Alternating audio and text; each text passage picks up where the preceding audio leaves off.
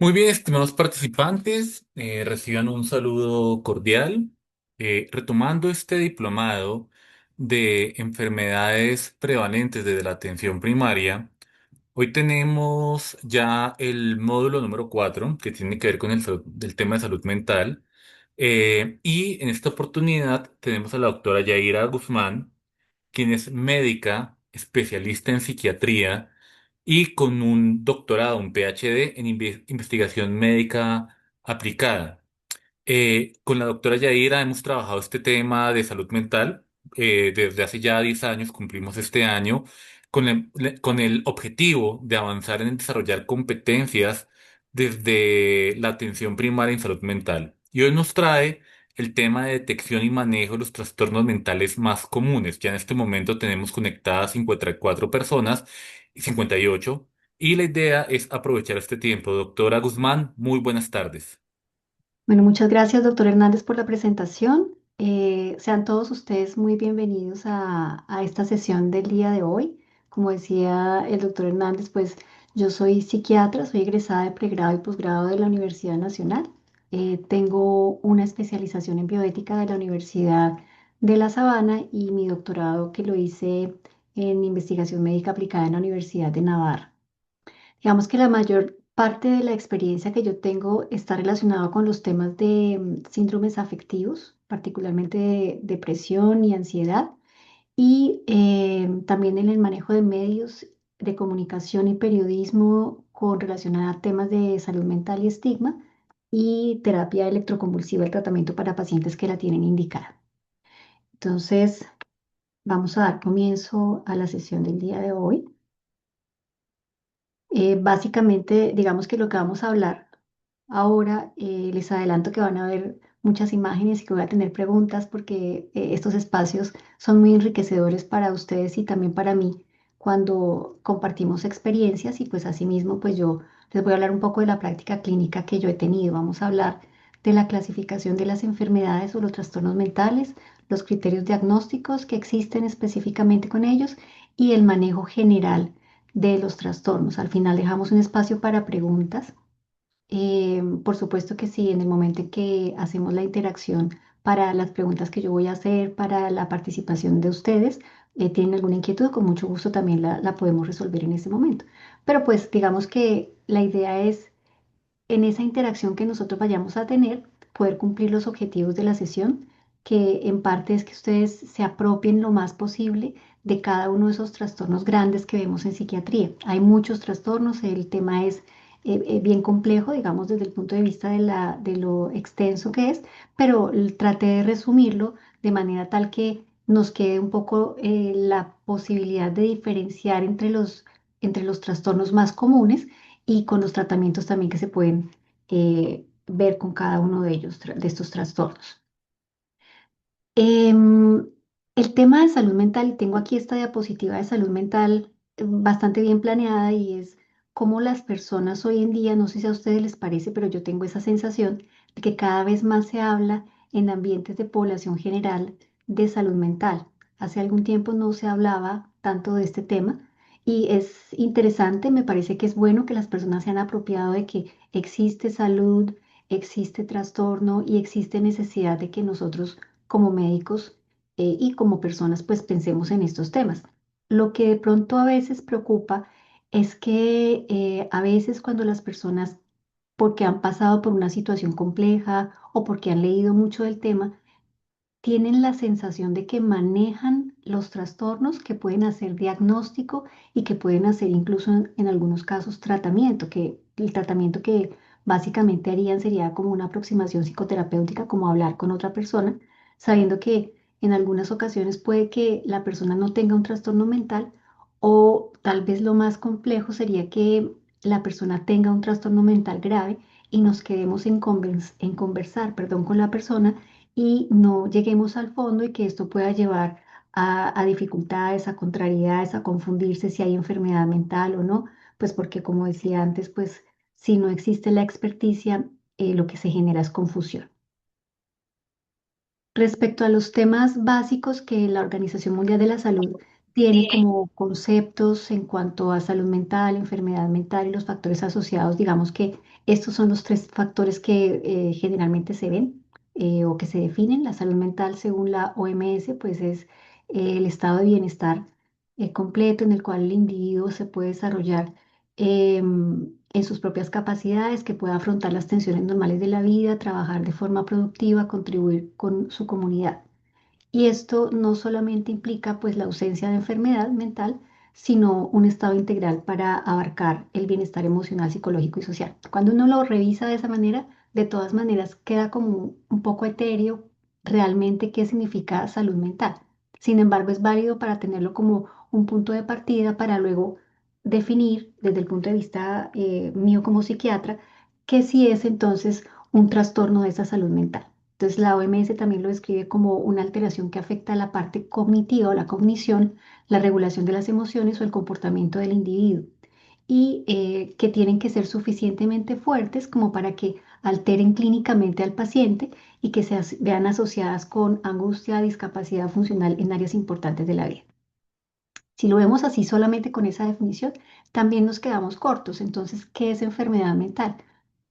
Un problema puede llegar a ser una enfermedad mental, un problema transitorio en mi vida puede llegar a ser una enfermedad mental, un disgusto que yo tenga con mi jefe, una pérdida económica que me cause a mis síntomas emocionales, habría que revisar. Lo que tiene también aquí importante la clasificación que aparece, todo esto de la OMS, es que una enfermedad mental no aparece de la nada. La enfermedad mental es multifactorial. Muchas de estas enfermedades grandes, estoy hablando de enfermedades con síndromes psicóticos primarios o con un trastorno afectivo primario, generalmente tienen una connotación de factor genético asociado, algunos factores ambientales que se requieren para que se dispare la enfermedad. Puede que hayan algunas experiencias traumáticas que también funcionan como factores desencadenantes, problemas familiares, sociales, etcétera. O sea, lo que quiero decir acá es que no es solamente una cosa la que hace o un elemento o un factor el que hace que se presente esa enfermedad mental. Entonces, por lo general, lo que hace la sociedad o la comunidad a veces es validar los síntomas, a veces utilizar listas de chequeo y con esas listas de chequeo decir qué es y qué no es enfermedad. Por eso es tan importante el concepto que plantea la Organización Mundial de la Salud y que existan estos sistemas de clasificación y diagnóstico. Em, Cuando nosotros hablamos de diagnóstico, es importante porque muchas veces si no se entiende qué es un trastorno mental, ya hablando específicamente de la patología, se puede llegar a la conclusión de que personas que están en ciertas condiciones que son problemáticas pueden llegar a tener, como decía hace un rato, una enfermedad mental y que de alguna manera, dependiendo de cómo abordemos esos temas, nosotros podemos generar o confusión o podemos generar que las personas se sientan identificadas, agradadas y puedan llegar a consultar a tiempo si tienen un problema, por ejemplo, hablando de medios de comunicación en este caso. Pero lo importante es, cada vez que nosotros hablamos de salud mental, tenemos que manejar, digamos, todas estas eh, variantes que nosotros tenemos respecto a lo que es salud y enfermedad con el fin de no confundir al público. Respecto al estigma, que es una de las barreras para la comprensión, pues hay que entenderlo como un estigma que puede presentarse de forma social, que es lo que las personas hacen a otras, que las etiquetan, que están muy ligadas al prejuicio, al aislamiento de la persona. Entonces, eso genera que las mismas personas incluso generen una cosa que se llama autoestigma y es, si me están diciendo que yo tengo una enfermedad mental, pues mejor yo digo que tengo la enfermedad mental y con eso ya, y le pongo etiqueta y le pongo nombre y ya con eso yo evito que me hagan comentarios o que me desplacen. O sea, yo mismo me aíslo, yo mismo me hago a un lado, sabiendo que eso baja autoestima, que disminuye la capacidad de la persona para responder en todas sus esferas y que aunque yo soy una abanderada del trabajo contra el estigma en general y particularmente con el tema de salud mental, también es importante tener en cuenta que a veces, y eso lo digo también en la práctica clínica, eh, por ejemplo, en las empresas, el desconocimiento que hay de las enfermedades mentales lleva a que compañeros de trabajo o los mismos jefes etiqueten a personas con enfermedad mental o que las personas que tienen algún problema sin tener una enfermedad mental grave, ellas mismas se etiqueten e incluso lleguen con un diagnóstico porque han buscado, porque han leído o porque alguna persona conocida les dice que de pronto puede que tengan X o Y trastorno y para ellos de alguna manera les justifica tener esa enfermedad mental para las cosas que ellos sienten, particularmente con los jóvenes, digamos que podemos ver mucho eso. Entonces, sí que puede causar dificultades en las empresas, en los sitios de trabajo. También existe el desconocimiento, es decir, que las personas no sepan, los empleadores o las personas que están alrededor, la misma población general, los medios de comunicación, no conozcan suficientemente sobre la enfermedad y la salud mental y pues esto lleve a barrera en la comprensión de lo que es el trastorno y pues de la mano van todos los vacíos que hay en la enseñanza. Si la persona que enseña no es suficientemente experta en estos temas, y estoy hablando de colegio y estoy hablando de comunidad a veces, esos vacíos generan confusión entre lo que leen, lo que ven y lo que sienten. Entonces, pues sí, estamos llamados a cada vez más hablar del tema de salud mental y ponerlo en claro de cómo se clasifica qué sí es enfermedad y qué no lo es. Y por supuesto, pues eso también se ve reflejado en los vacíos que pueden existir en la prestación de los servicios de salud mental. Pues porque si las personas también que prestan los servicios de salud mental desconocen cuáles son las condiciones, hacen diagnósticos sobre lo que el mismo paciente dice que tiene, por ejemplo, no sé, que llegue al consultorio diciendo que tengo TLP, trastorno límite de la personalidad, y no ahondan digamos, en lo que significa ese diagnóstico en un paciente que tiene 15 o 16 años en donde no se deberían hacer trastornos, diagnósticos de trastorno de personalidad, pues perfectamente puede llevar a que la atención sea, además de que es una atención corta hoy en día, 30 minutos, 20 minutos en algunos sitios, es muy difícil hacer un diagnóstico, incluso para nosotros como psiquiatras, dedicarle tan poco tiempo al paciente para poder revisar cuáles son las dificultades que ellos tienen. Entonces, una de los objetivos que tenemos con esta charla también es que cada uno de nosotros que estamos aquí nos demos cuenta de los límites hasta donde podemos llegar, de remitir el paciente en el momento en que corresponda, pero también de saber cómo diferenciarlos y manejarlos cuando estén digamos, yo esté frente al paciente, yo qué puedo hacer a favor del mismo paciente. Esto suele pasar con mucha frecuencia, que el paciente que tiene una enfermedad mental diagnosticada, digamos grave incluso, se le explica la condición, la enfermedad que tiene y él la entiende, la familia medio la entiende, pero no la quiere tener. Entonces eso es parte de lo que ayuda a hacer confusión cuando se van a dar las recomendaciones y el manejo en casa, porque pues no, el que tiene una enfermedad mental grave realmente no la quiere tener y está la otra contraparte en donde hay personas que no teniendo enfermedad mental transforman algunos síntomas físicos, mentales de pronto en enfermedad mental que a la larga lo que termina es deteriorando, digamos, el funcionamiento de las personas. Entonces, ¿qué es lo importante aquí? Que cuando hay un diagnóstico claro de una enfermedad como primaria, como la esquizofrenia o el trastorno afectivo bipolar, pues sabemos que hay una condición biológica de base que no aparece de un día para otro, que se da porque hay una cantidad de factores que se dieron en el momento en el que se desarrolló la enfermedad, pero que probablemente venía genéticamente predeterminada. Entonces, no es como decía hace un rato que aparezca, aunque hoy en día, pues insisto, como que la salud mental se ha vuelto de moda y los trastornos mentales también se han vuelto de moda. Y si ustedes recuerdan a muchos pacientes que hayan tenido o incluso familiares, se autodiagnostican con temas de bipolaridad, de depresión, eh, incluso con déficit de atención con hiperactividad, dependiendo de la edad que tenga el paciente. Pero pues sí, que existe este tema de la moda. En los jóvenes, particularmente, y por eso la foto de la diapositiva, pues ellos tienen esa capacidad en ese momento de estar formando su identidad. Y esa identidad hoy en día tiene mucho que ver con el tema de bienestar y salud mental. Por esa razón, hoy en día ellos también hablan de los temas y ellos pueden estar preguntando, buscando en internet, buscando con inteligencia artificial y se, como decía hace un rato, se autodiagnostican. Entonces, obviamente todos hemos pasado por la adolescencia y sabemos que la época de la adolescencia es una época difícil.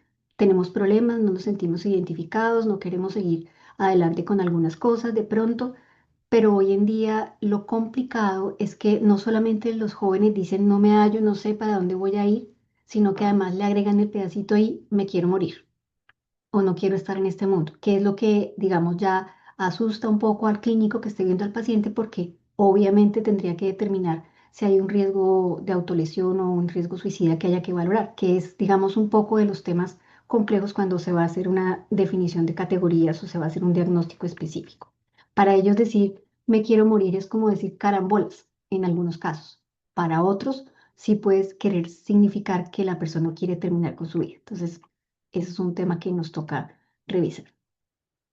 Entonces, entrando ya en el tema de la clasificación, cómo se clasifican esas enfermedades, cómo se clasifican esos trastornos mentales, ¿alguien me podría decir qué se le ocurre, cuáles trastornos mentales o cómo los podríamos agrupar?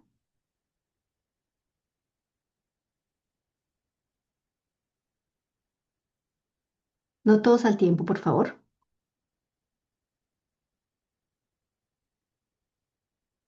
Wendy, no sé si alguien levanta la mano porque no estoy viendo.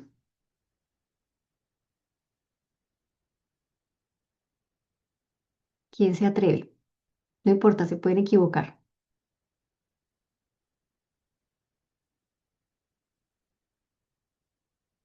Por ejemplo, Miguel Herrera. Miguel, ¿estás ahí?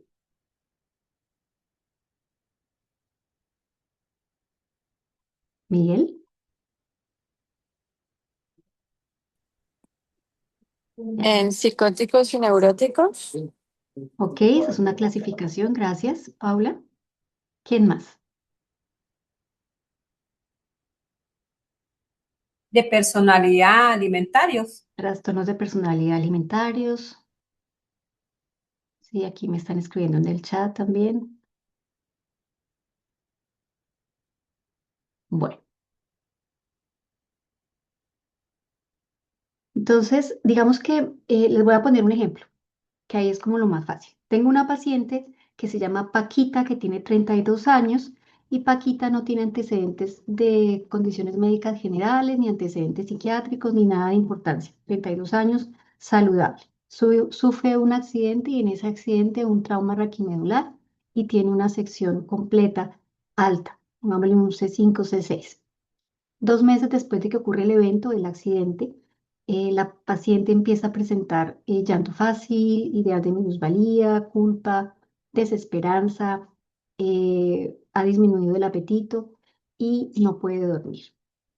Tiene ideas respecto a que no disfruta sus actividades cotidianas y tiene dificultad para hablar con los hijos, no quiere ver a las amigas y ha expresado que lo mejor hubiera sido que se hubiera muerto en el accidente.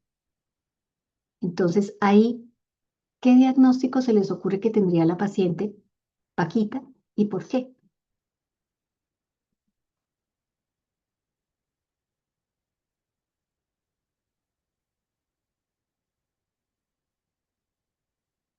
Depresión.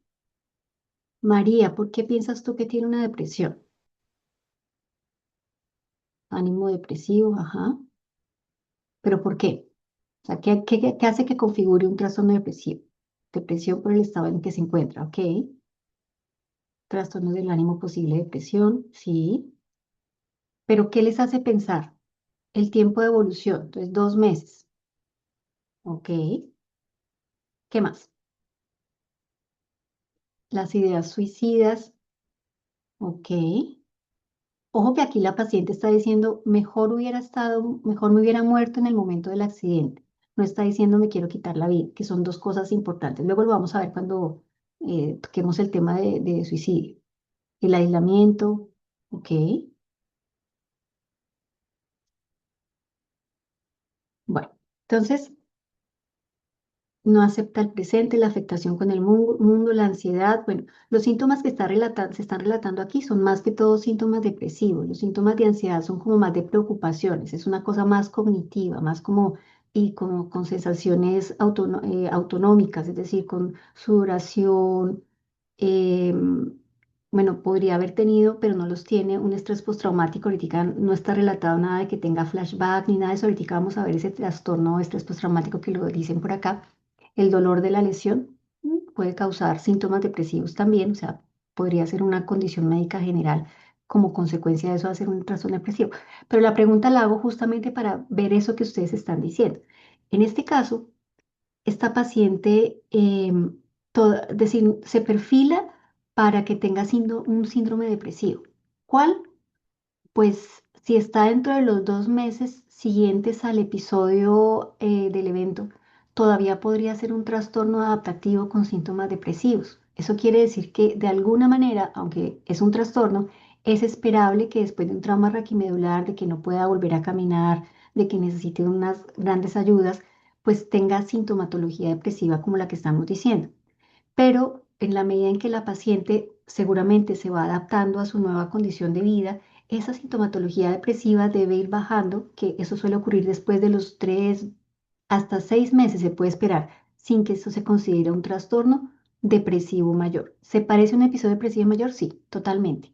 La diferencia es que aquí tenemos un factor desencadenante que se encuentra dentro de los 3 meses anteriores a que se presenten los síntomas depresivos. Entonces, fíjense que esa es la razón por la cual nos toca clasificar, porque o si no, yo perfectamente podría decir, pues claro, tiene más de 2 semanas de síntomas depresivos, es un trastorno depresivo y pongámosle un medicamento antidepresivo. Cuando mirándolo desde el otro lado, uno dice, no, tiene un factor desencadenante, está dentro de los 6 meses que se espera que el paciente se adapte, probablemente sí necesita un manejo con psicoterapia y de pronto si no puede dormir, dale algo para dormir, pero todavía no califica para darle un antidepresivo porque no tiene un trastorno depresivo mayor, que ya vamos a mirar.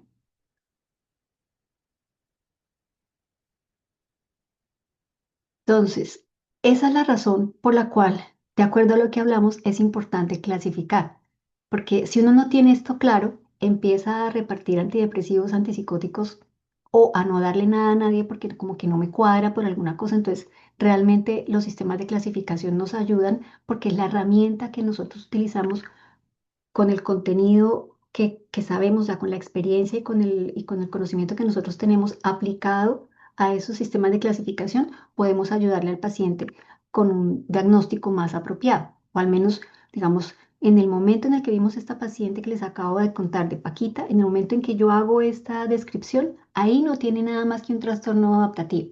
Puede ser que después se complicara y que tuviera un trastorno depresivo mayor, bueno, podría pasar posteriormente. Pero en el momento en el que yo les cuento esa historia, ahí, hasta ahí, no realmente no sería un trastorno depresivo mayor. Entonces, tenemos que ponernos de acuerdo para poder enseñar, para poder hablarle a los pacientes, para poder hacer investigación, para poder clasificar cuando uno ve el paciente en los sistemas de salud. ¿Sí? Entonces, sí, es necesario que nosotros tengamos esos sistemas de clasificación. ¿Cuál es el problema de pronto de usar el sistema de clasificación? Ya les voy a decir cuáles son los que existen, pero a veces el problema del sistema de clasificación, el que sea, es que uno puede utilizarlo como una lista de chequeo.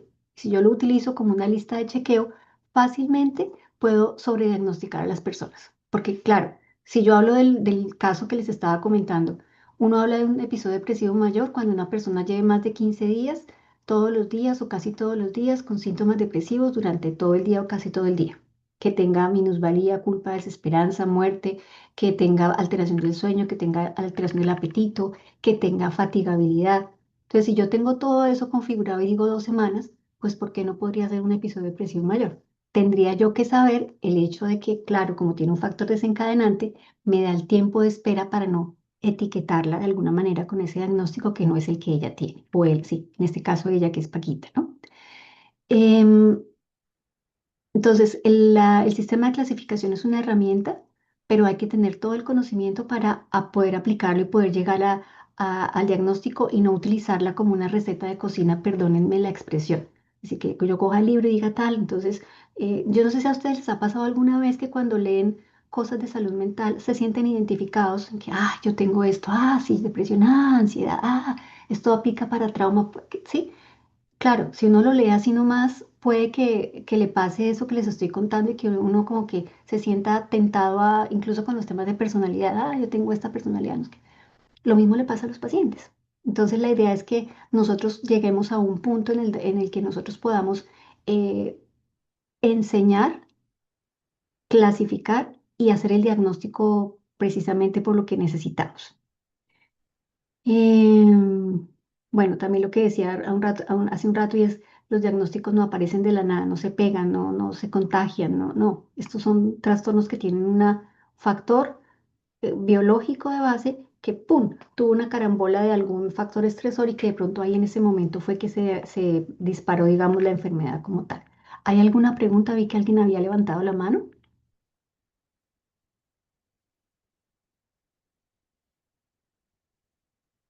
Ah, no, mentiras. Era otra cosa. Entonces, estos son los sistemas de clasificación que nosotros utilizamos. Yo vine a utilizar tal vez hacia el final DSM-3 revisado, DSM-4 en pleno, con revisión también, y actualmente los que tenemos son el DSM-5, que es el sistema de clasificación norteamericano, que lo hace la Asociación Colombiana perdón, la Asociación Psiquiátrica Americana y que se utiliza en Estados Unidos y en la mayoría de países latinoamericanos, y la clasificación internacional de enfermedades que actualmente va en versión 11, que agrupa todas las enfermedades y entre todas esas enfermedades tiene un capítulo que habla de las enfermedades mentales. Es algo mucho más general, no sirve para hacer la clasificación para temas de investigación, pero realmente, particularmente a nosotros como psiquiatras nos gusta más el DSM porque en el DCM se habla más de las enfermedades a profundidad y se tocan temas como los aspectos culturales, la diferenciación entre temas orgánicos o temas de consumo de sustancias psicoactivas. Entonces, digamos que esos son los sistemas de clasificación que en general nosotros utilizamos y que nos sirven para excluir estas condiciones que, como les decía, parecieran enfermedad mental, pero al final no lo son. ¿Qué diferencia hay también entre los dos? Los dos funcionan como categorías y nos dicen más o menos unas enfermedades allí. En algunas cosas no se parecen tanto y los sistemas, como decía, de clasificación a nivel institucional que uno utiliza, pues son los de la clasificación internacional de enfermedades. Sin embargo, como los ven en grupos grandes, pues nos sirve para clasificar, por ejemplo, no sé, un trastorno mixto de ansiedad y depresión que aparece en el CIE-10, por ejemplo, pero pues ahí caben todos los trastornos depresivos que están medio empezando o un trastorno de ansiedad que se complica con depresión. Entonces, realmente el que nos va a decir específicamente el diagnóstico que tiene el paciente es la guía clara, la entrevista estructurada con el paciente, guiada por el DSM. Lo otro que tiene el DSM es que de ahí han partido otros documentos, otros libros que ayudan a la entrevista psiquiátrica basada justamente en esos criterios diagnósticos. Entonces también hace que que la herramienta como tal sea muy útil para nosotros como psiquiatras.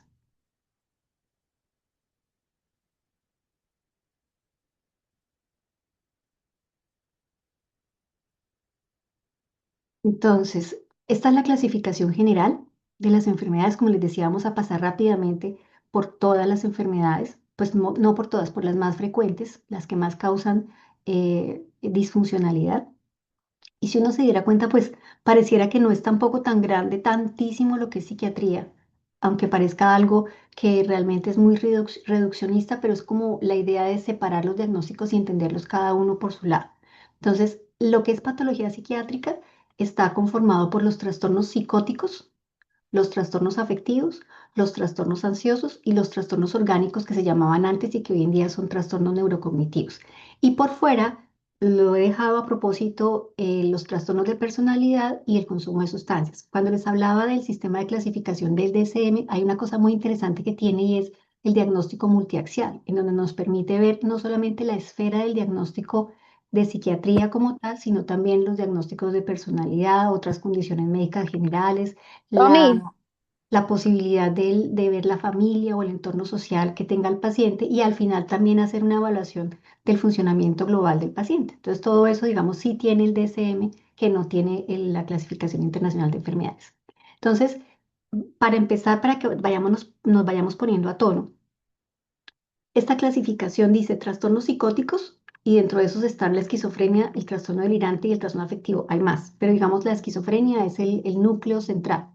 ¿Ustedes recuerdan cuáles son esos síntomas psicóticos? ¿Qué se puede considerar un síntoma psicótico?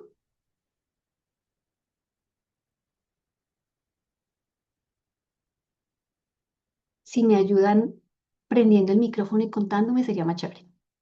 Se pueden equivocar todo lo que quieran. Buenas noches, doctora. Buenas noches. Ahí Dale. podría ser observar algo que no se encuentra en el entorno, escuchar Ujú. algo que en realidad pues no está como que en el ambiente. Eso yo lo relaciono así como con algún signo psicótico, doctora. Bien, muchísimas gracias por tu colaboración y tu participación. Mira, los síntomas psicóticos son básicamente ideas delirantes, o sea, eso de pensar cosas que no son reales, ideas lógicas, ilógicas, irreductibles, que tenga alucinaciones que generalmente son alucinaciones auditivas. Si hay visuales hay que descartar condición médica general, pero generalmente alucinaciones auditivas, que tenga comportamientos desorganizados o pensamientos desorganizados. Esos son como el grupo grande de trastornos psicóticos. Eso es lo que habla de la psicosis. Y ya cuando uno va a hablar de los diagnósticos específicos, pues uno va a mirar cuánto tiempo dura la enfermedad, que ahorita ya lo miraremos de la diapositiva siguiente en adelante. Si yo tengo un trastorno psicótico, es que esto es muy fácil. Si yo tengo un trastorno psicótico, ¿qué tratamiento le daría a un trastorno psicótico? Es como para entrenar un poquito. Wendy, ¿me ayudas?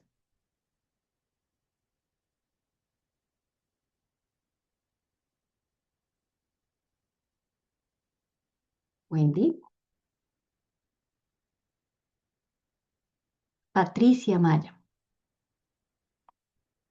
Entonces, antipsicóticos, sí, señora. Entonces, fácil. Si yo tengo un trastorno psicótico, ¿qué tratamiento le doy a esos trastornos psicóticos en general? Además de otras cosas que se pueden hacer, digamos, farmacológicamente los antipsicóticos.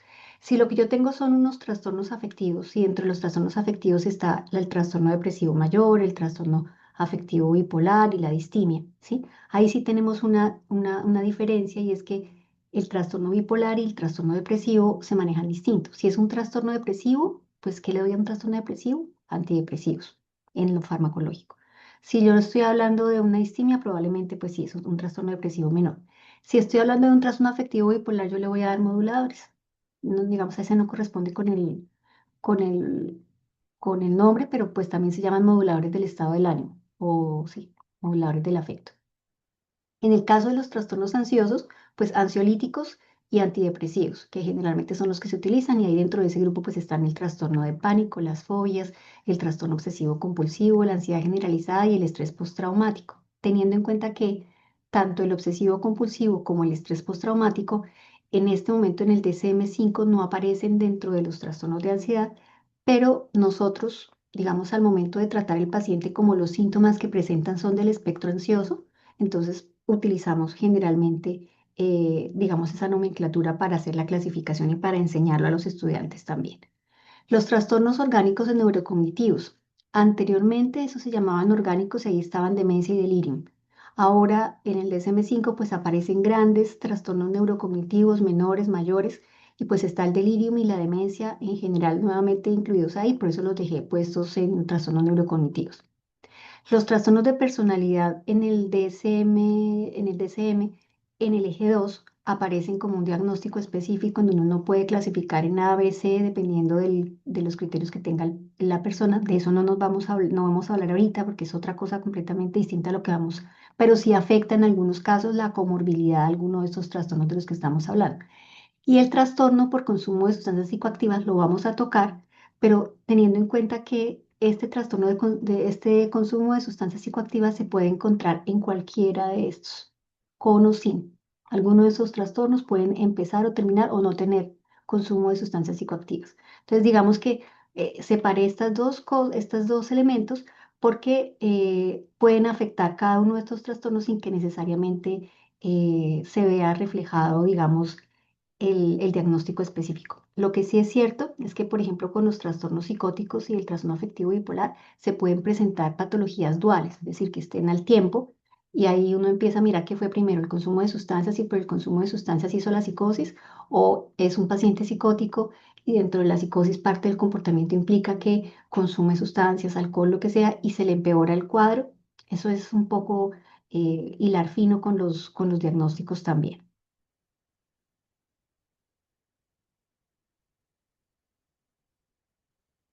¿Hasta ahí alguna pregunta? Voy a empezar a hablar de los trastornos ahora sí. ¿No? ¿Todo claro? Listo. Entonces, ¿qué pasa en el trastorno psicótico? El trastorno psicótico es como el que más llama la atención. Es el paciente, el paciente típico es el que tiene una esquizofrenia. En esa esquizofrenia el paciente debe estar por lo menos con un mes de síntomas positivos. Esos síntomas positivos son los que les decía hace un rato de alucinaciones, delirios, pensamiento desorganizado, comportamiento desorganizado. Y pueden tener o no síntomas psicóticos negativos. Ya les diré qué son los síntomas negativos. Entonces, deben tener por lo menos durante un mes al menos dos de esos síntomas para poder hacer el diagnóstico inicial. Y la enfermedad total, que es la esquizofrenia, va a durar más o menos unos 6 meses en total, la enfermedad para hacer el diagnóstico, porque normalmente esta enfermedad es una enfermedad que se deteriora con los años, es una enfermedad que no se va a reversar, es una enfermedad que el funcionamiento global del paciente empieza a deteriorarse desde el momento en que se empiezan a presentar los síntomas psicóticos. Es lo que hace que tal vez lo que decía Catherine, que vivan como en otro mundo. O sea, en algún momento cuando se hablaba de esquizofrenia era como la ruptura del pensamiento, como vivir en dos mundos de alguna manera. Entonces, estos pacientes viven lo que oyen, que son las alucinaciones generalmente de personas hablando entre ellas, diciéndole cosas, burlándose de esa persona, y la parte de los delirios, que es pensar cosas extrañas, bueno, que me están persiguiendo, que me pusieron micrófonos en todas partes, que los pasan los aviones y me roban las ondas electromagnéticas, o que pasan los aviones y me mandan información, o que me roban el pensamiento, o que las cosas que pasan a mi alrededor siempre tienen que ver conmigo. Entonces, eso sería como el grupo grande de lo que son trastornos psicóticos tipo esquizofrenia. Hay otros tipos de trastornos psicóticos como puede ser el trastorno esquizoafectivo, en donde se combinan síntomas afectivos y síntomas psicóticos, que ese es más difícil de hacer diagnóstico. O sea, lo primero que se debe pensar nunca es una combinación entre los dos, sino que un paciente con síntomas psicóticos tiene todo el derecho para tener tristeza o angustia. O sea, digamos que la psicosis no le quita el hecho de poder sufrir de otras condiciones, incluso condiciones médicas. Hago este comentario porque, claro, a veces hablando del estigma, el estigma anula todo el resto de la persona. Entonces, si se habla de un paciente con esquizofrenia, es como si todo ese paciente fuera esquizofrenia. Y a uno se le olvidara que el paciente tiene corazón, que tiene hígado, que tiene pulmones y que le puede dar una apendicitis, porque en muchos casos incluso les asusta tener contacto con el paciente. Entonces, también puede tener una condición médica general o un trastorno por consumo de sustancias psicoactivas. Habría que ver qué empezó primero. Y los síntomas negativos son esos síntomas en los cuales son como residuales o como que están empezando apenas los síntomas psicóticos, entonces el pensamiento es como muy lento, la facies es como inexpresiva, el afecto es como embotado, plano, ¿sí? Entonces esos pacientes que tienen anedonia, por ejemplo, y solamente tienen esos síntomas, a eso se le llaman síntomas negativos, ¿vale? Entonces, esos serían los trastornos psicóticos.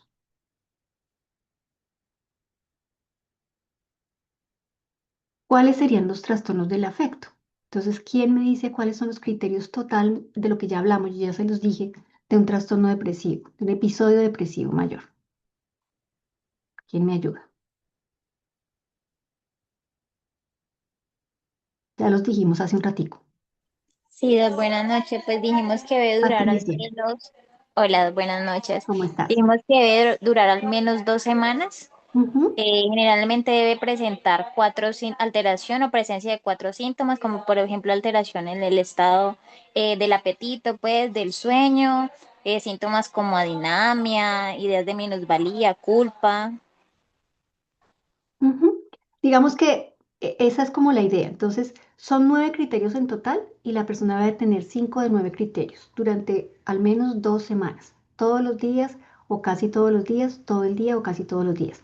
Hay dos síntomas cardinales que son que la persona tenga tristeza, el ánimo triste, y que tenga anedonia, o sea, dificultad para sentir placer o gusto por las cosas que hace. Entonces, ya con eso yo hago un diagnóstico al menos de un episodio depresivo mayor. Entonces, ese episodio depresivo mayor puede ser un trastorno depresivo mayor, o sea, solamente depresión, y se presenta en ciclos en la vida. Y lo que suele ocurrir es que normalmente las depresiones primarias pues son más frecuentes en mujeres y se presentan en mujeres por encima de los 50 años. Lo que hoy en día se ve es que hay una predisposición, de todas maneras, pueden empezar episodios más pronto, pero a veces pueden ser el primer episodio depresivo de un trastorno afectivo bipolar cuando son personas muy jóvenes. Y también puede ser que una condición que es normal, como un trastorno, bueno, no, esta no es normal, un trastorno adaptativo, pues es un trastorno porque afecta la vida del paciente, pero con el tiempo, si hay un factor genético por allá escondido, puede desarrollar un trastorno depresivo mayor. Por ejemplo, el hecho de que se pierda el trabajo, que haya una pérdida económica, que haya, que me comenten a mí que yo tengo una enfermedad grave, em, incluso que muera un ser querido, que eso sería un duelo. Entonces, en esas situaciones, la persona puede tener los mismos síntomas que un episodio depresivo mayor, pero tenemos un factor desencadenante. Entonces, el factor desencadenante puede ser, perdió el trabajo, tuvo una pérdida económica, le amputaron la pierna, o puede ser un duelo, inicialmente como un duelo normal, que luego se complicó después de 6 meses, empezó a empeorar, a empeorar, a empeorar, no mejoró y había algún antecedente familiar o personal de depresión. Entonces, digamos que ese es el rango dentro de los que están los trastornos depresivos, el trastorno del afecto depresivo.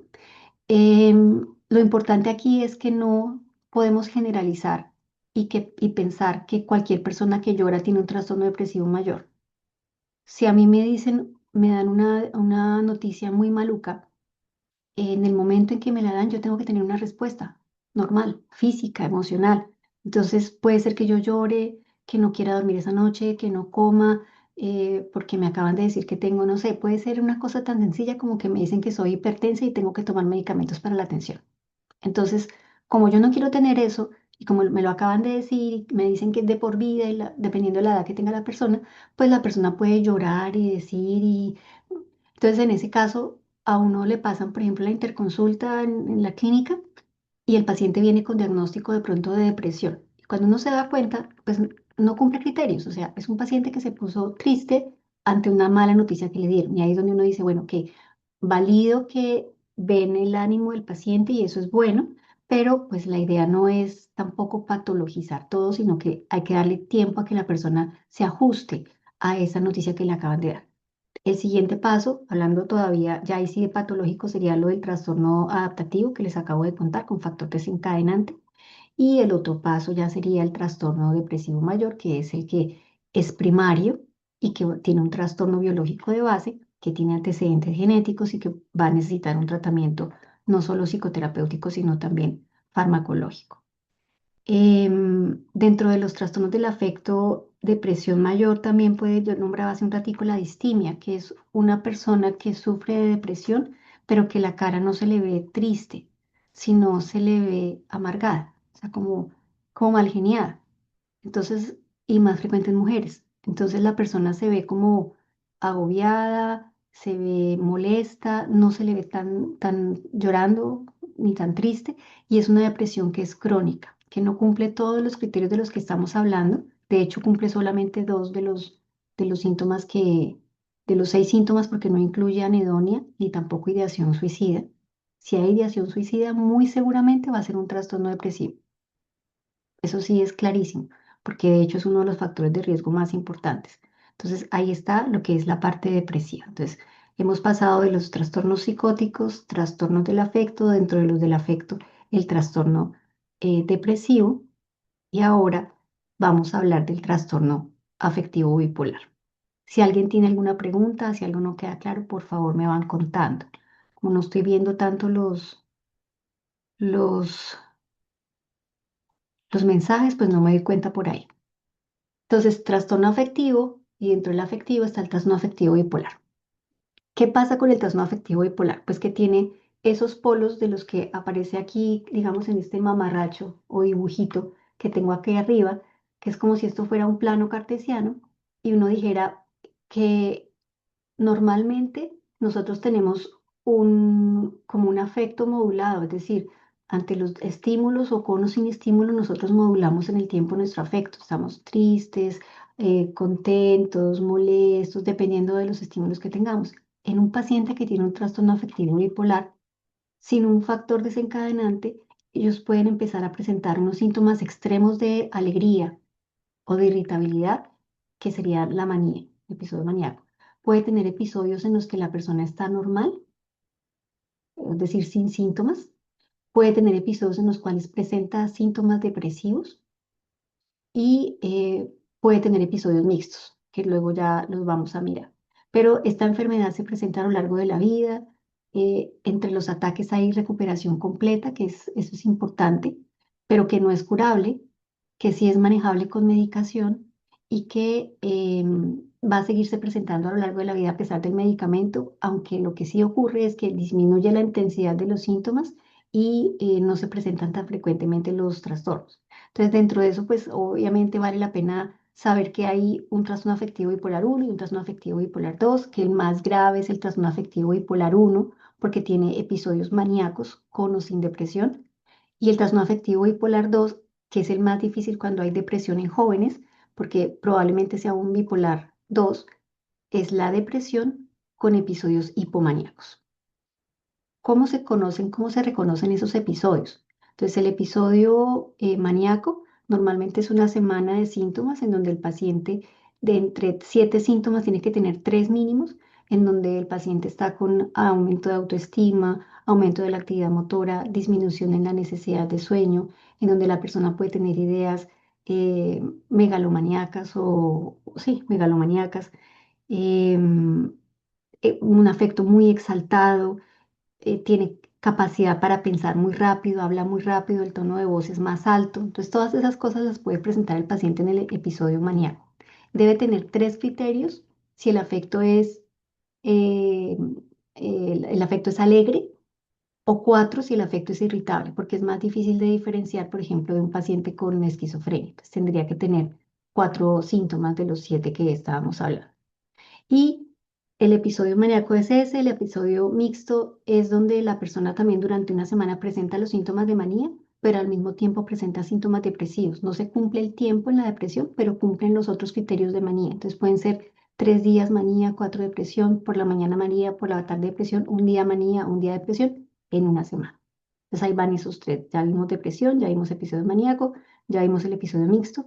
Y el otro que es diferente y que solamente se presenta en el trastorno afectivo bipolar tipo 2 es la hipomanía, en donde no se completan los criterios y que solamente hay un cambio inequívoco del comportamiento del paciente. Es decir, si esa persona es una persona normalmente callada, que habla poco, que socializa poco, en el caso en que le dé un episodio hipomaníaco, se va a volver una persona mucho más sociable, que se sienta adelante, que de pronto consigue novias, varias novias, que hace muchas cosas al tiempo, de pronto está más alegre y se viste de manera distinta, como llamativa, y hasta ahí. Y luego, después de 4 días, una semana, esos síntomas desaparecen. Entonces, por lo general, ellos no consultan por eso. Sí es importante que nosotros lo preguntemos, particularmente cuando es una persona joven y tiene un episodio depresivo, si estos síntomas los ha presentado previamente, porque eso nos da una guía de si el paciente tiene un trastorno depresivo mayor o es un episodio depresivo dentro de un trastorno afectivo bipolar. Entonces, ahí está el diagnóstico claro del trastorno afectivo bipolar. Hablar de la parte genética me parece importante y es que si tú tienes una persona o una pareja de gemelos que son fruto de los padres con trastorno afectivo bipolar y son criados, ese paciente es criado por una familia que no tenga trastorno afectivo bipolar, el niño va a desarrollar la enfermedad. Entonces ahí estamos hablando del componente genético clarísimo. Y lo mismo pasa si el niño que no tiene padres con enfermedad mental ni trastorno afectivo bipolar es criado por padres que tienen un trastorno afectivo bipolar, no desarrolla la enfermedad. Entonces eso también es importante porque, como decía hace un rato, en toda esa terminología y en toda esta parte hablando del estigma, pues utilizan mucho la palabra trastorno afectivo bipolar o bipolar, o eres un bipolar, un maníaco depresivo, como se llamaba anteriormente.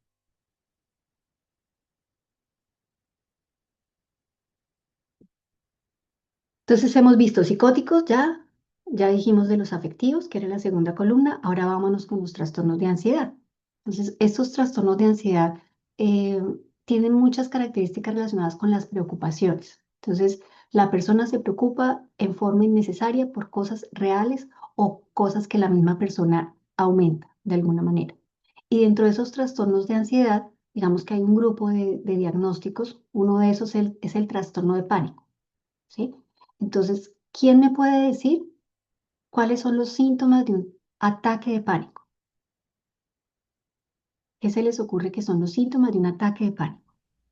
Pues, doctora, ahí se podría decir la persona que tiene dificultad para respirar, Ujú. taquicardia, sentimiento de una muerte inminente, sí, de no poder controlar la situación. Esos son como los que se me ocurren durante un ataque de pánico. ¿Alguno de ustedes ha tenido alguna vez en la vida un ataque de pánico? Que nos cuente cómo le dio, por qué lo atracaron, por qué, bueno, lo que sea.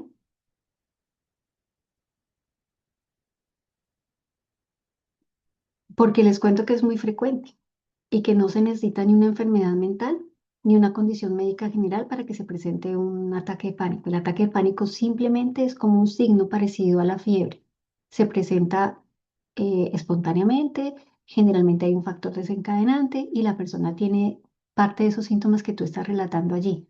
O sea, como sensación de muerte inminente o de querer volverse loco, con un tiempo de duración más o menos de unos 10 minutos. Hay casos que se reportan hasta de una hora con los síntomas de pánico, y ese síntoma de pánico incluye el dolor en el pecho, la dificultad para tragar, la dificultad para meter el aire, o sea, para respirar. Empiezan a hiperventilar esos pacientes por la necesidad de buscar el aire. Y estas personas también tienen fenómenos de desrealización y despersonalización, es decir, que en el momento en que están en el ataque de pánico pueden empezar a ver que sus manos son diferentes o que el ambiente en el que está es diferente, que se mueven las cosas dentro del ataque de pánico. Luego desaparece y es posible que esa persona que tuvo ese ataque de pánico nunca más en la vida vuelva a tener un ataque de pánico. Luego no es un trastorno, como digo, es un síntoma. ¿Cuándo se vuelve un trastorno? Se vuelve un trastorno cuando esa persona tiene uno o varios ataques seguidos, que son sin factor desencadenante generalmente, y que durante el mes siguiente, al menos uno de los ataques, la persona haya tenido ataques de pánico inesperados, inquietud motora y preocupación o mala adaptación. Entonces la persona empieza a cambiar su comportamiento para evitar las cosas que él piensa que le pueden causar un ataque de pánico. Empieza a estar como con, como decía, inquietud motora y con la preocupación de que qué cosas puedo estar haciendo que me pueden causar el ataque de pánico para evitarlas, que tomar café, que tomarse una cerveza, que estar en un ascensor, que estar con mucha gente, que estar con poquita gente. Entonces, generalmente, pues son situaciones que sí causan mucho miedo, que cuando son personas mayores y les da por la noche, pues si el paciente tiene 50 años o 60 años, tiene riesgo cardiovascular y llega a urgencias con un ataque de pánico, pues se va con todo el estudio para descartar condición, una enfermedad cardiovascular, un infarto, bueno.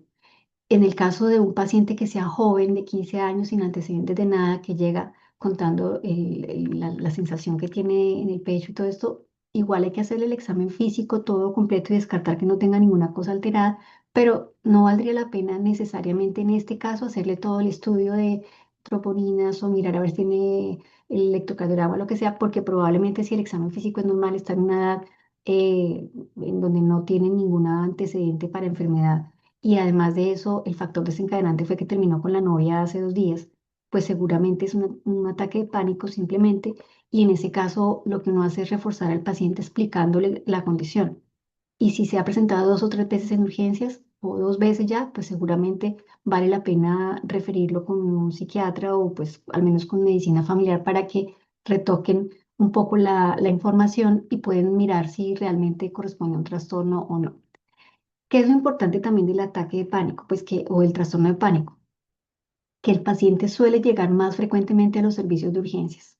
Entonces, claro, como llega tantas veces al servicio de urgencias, a veces, como digo, les hacen todo el estudio, o a veces el paciente pasa de hospital en hospital porque no le resuelven el problema, porque nadie le dice qué es lo que tiene. Para él tiene una enfermedad coronaria, seguramente, y en ese caso, pues se gana un montón de exámenes que de pronto no lo necesitaba, pero nadie le ha dicho que busque ayuda para ver si el tema es un problema pues, de psiquiatría, de trastorno de ansiedad. Entonces, ese sería el trastorno de pánico. ¿Cómo es la ansiedad generalizada? Entonces, en el caso de la ansiedad generalizada, es aquella persona que se preocupa demasiado por las cosas cotidianas, que generalmente tiene mínimo dos preocupaciones permanentemente en cosas cotidianas de la vida y que actúa en consecuencia de esos pensamientos, digamos, automáticos, negativos o catastróficos que tiene alrededor de esas preocupaciones. Entonces, esa persona consulta más por los servicios de consulta externa de reumatología, de gastroenterología, medicina general, con muchos síntomas inespecíficos y de ansiedad. Incluso pueden venir asociados con algunos otros síntomas somáticos gastrointestinales, por ejemplo. Entonces, esa persona con ansiedad generalizada tiene esa preocupación mínimo por 6 meses. eh, Tiene conciencia de que está preocupada y que es excesiva la preocupación que tiene, pero también tiene una gran dificultad para controlarlo. Entonces no lo puede controlar. Ya esa persona dice, es que no, no, yo sé que no debo estar tan preocupada por los problemas de mi hija, por lo que está pasando en Perú, Ecuador, Bolivia, Estados Unidos, bueno, todo lo que está pasando en este momento. No quiero decir nombres complicados, pero lo que está pasando en general, la subida del salario, bueno, entonces muchas preocupaciones al tiempo, pero las expresan de manera exagerada, ¿sí? No como cualquier persona que se preocupe y dice, bueno, listo, ¿yo qué puedo hacer? Y de esos síntomas deben acompañarse durante esos 6 meses de al menos tres síntomas. Esa preocupación debe estar acompañada al menos de tres de estos que les voy a decir, que es inquietud motora, o sea, que se mueva todo el tiempo, que mueva la mano, el pie o que esté caminando, que se fatiga con mucha facilidad, o sea, fatigabilidad, que tenga dificultad para concentrarse o que tenga la capacidad o tenga la dificultad más bien de poner algo en su mente y que diga que su mente está en blanco. Es como una forma de decirlo del paciente. Que tenga irritabilidad, que con cualquier cosa se dispara y se pone mal geniada con cualquier cosa. Tensión muscular, o sea, cuando está preocupada, todos los músculos se aprietan, ¿sí? Entonces esa tensión muscular incluso contribuye con el dolor y produce fatigabilidad y las alteraciones del sueño. Que el problema aquí es básicamente que la persona no se puede quedar dormida porque se queda pensando en todas las preocupaciones que tiene antes de quedarse dormida. Entonces tiene ese insomnio de conciliación y si se queda dormido se despierta varias veces en la noche. Que esto es un poquito diferente, volviendo un poco al tema de la depresión, porque en el paciente con depresión, el paciente se despierta es muy temprano a pensar en negativo. Entonces, los pensamientos que tiene son como muy de minusvalía y lo despiertan muy temprano a pensar en esa parte negativa, depresiva, ¿no? Un pesimista que tiene esa persona. Entonces, es como una diferencia. Hay muchas personas que confunden la parte depresiva con la parte de ansiedad, ¿sí? Y pues es claro que son parecidas en algunas cosas, como por ejemplo la alteración en el sueño, puede ser parecida en el tema de la fatigabilidad, que aparecen los dos, puede ser bueno, el apetito no. Y curiosamente algunas personas dicen, no, es que yo sufro de mucha ansiedad, como mucho. Yo todavía pienso que cuando la persona dice es que yo tengo mucha ansiedad y como mucho, pues sí tiene un buen apetito, o le da mucho apetito, pero eso no es ansiedad. Podría llegar a ser una manifestación que la maneja de esa manera, pero no es ansiedad como tal, como lo describe el paciente en su momento. Entonces esa sería la ansiedad generalizada. ¿Qué pasa con las fobias? En el caso de las fobias es un miedo irracional que la persona tiene a alguna cosa en particular, a las alturas, a un sitio cerrado, a un animal, a, a la sangre, ¿sí? Entonces puede tener cualquiera de esas condiciones y la persona sabe que es irracional, sabe que no debería tenerle miedo a la araña o a subir el puente peatonal o lo que sea, pero tampoco lo puede manejar, o sea, como que se da cuenta y le altera la vida, o sea, deja de hacer cosas de su vida cotidiana, como por ejemplo ir a visitar a la mamá, porque la mamá vive en un quinto piso y ella no puede subir del tercer piso o del segundo piso porque le da la fobia o tiene que subir en ascensor, no puede subir en ascensor y las escaleras están cerradas, o tiene que subir un puente peatonal y el puente peatonal está encima de la autopista y ella no puede subir el puente peatonal para llegar a la casa de la mamá. Estoy poniendo casos dramáticos, ¿no? Esa fobia puede ser una fobia simple, como la que estoy diciendo, a los animales, a la sangre, a un sitio cerrado, o puede ser una fobia social, que la fobia social es más asociada como a el miedo miedo a quedar mal delante de las otras personas, a sentir humillación.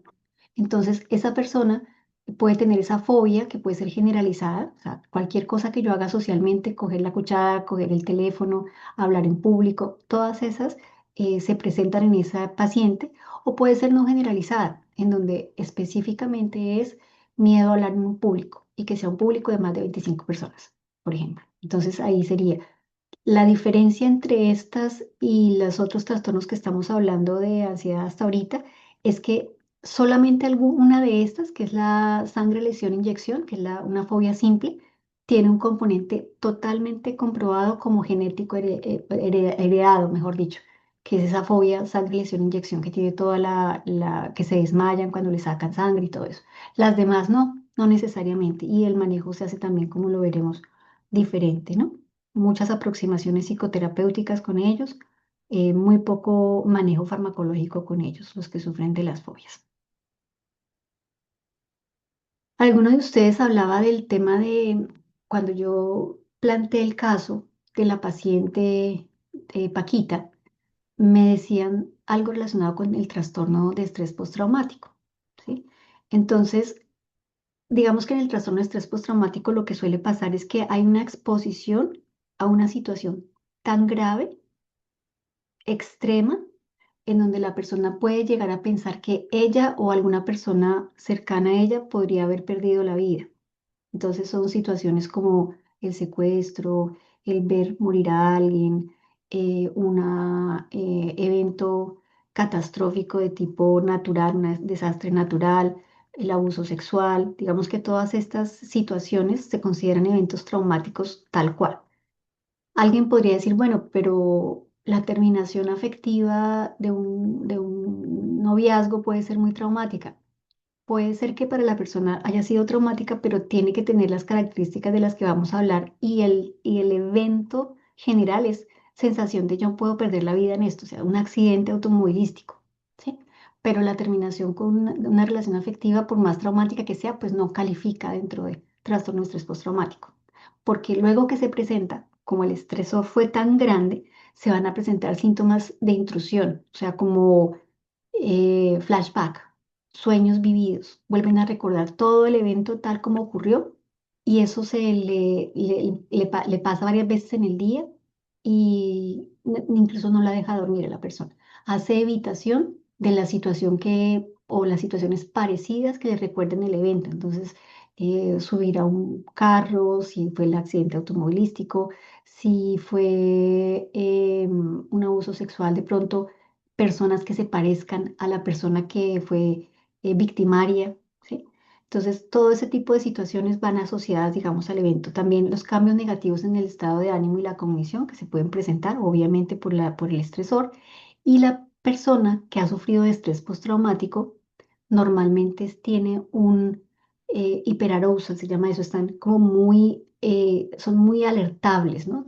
Reaccionan con cualquier ruido, con cualquier movimiento brusco de las personas, están como hiperalertas. Entonces, esa es como una sensación permanente.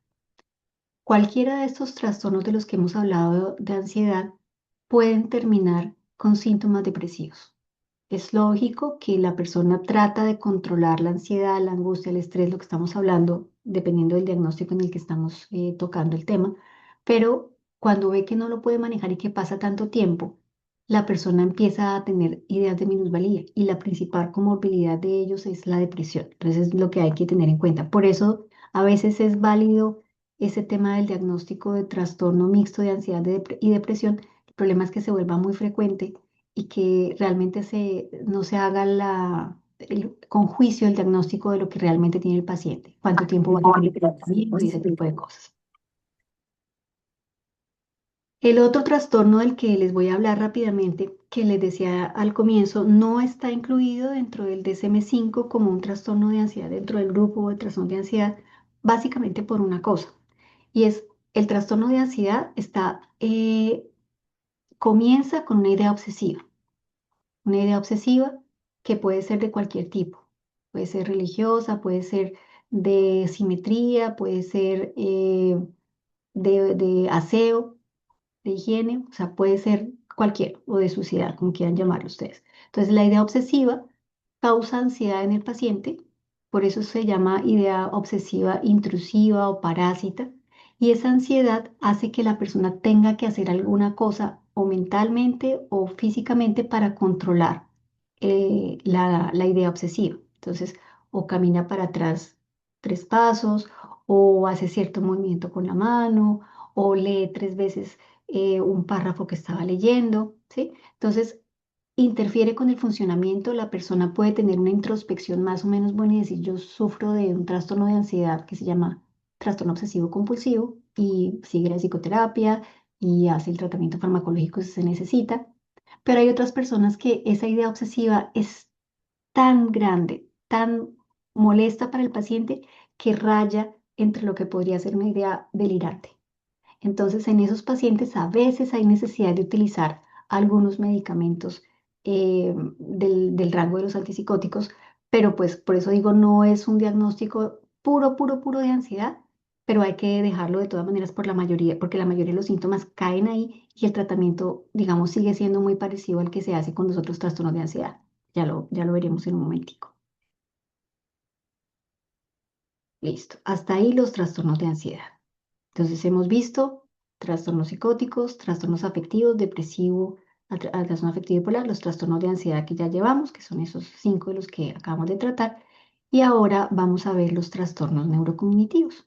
Entonces, dentro de esos está primero que todo el delirio. ¿Y cuál es la característica del delirio? ¿Cuáles pueden ser las causas de un delirio? ¿Quién me dice? Por favor.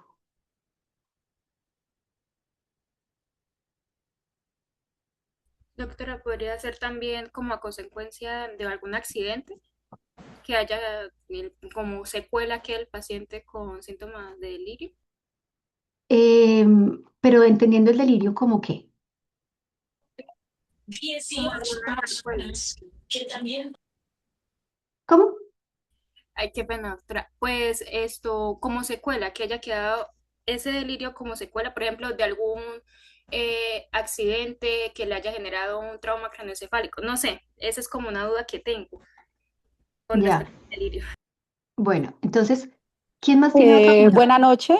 Sí, buenas noches. Yo lo tomo más que todo como cuando las personas, pues como son asaltadas, son abusadas, han sido secuestradas, ellas quedan con un delirio bastante grande. Ellas sienten en todo momento que si salen a la puerta las van a perseguir, van a volver a sufrir como ese trauma. Es como por un trauma. Ya, mira que eso que estás diciendo ahorita se refiere mucho al tema de estrés postraumático y en el estrés postraumático es esa sensación de que algo me va a volver a pasar. Entonces, entiendo por qué le llaman delirio, pero ojo que estas palabras se parecen mucho, delirio y delirio. Cuando uno habla de delirio, de una idea delirante, está hablando de una idea psicótica, de un síntoma psicótico, ¿sí? Y es de los grupos que hablamos de esquizofrenia y todo eso. Cuando estábamos hablando, Diana decía que siento que la gente me persigue, que sería como síntomas persecutorios, ¿sí? Que pueden asociarse a un estrés, ¿de acuerdo? Si no cumple con lo demás, no sería una idea delirante. O sea, simplemente sería miedo a que me hagan algo dentro de un trastorno de estrés postraumático por si acaso.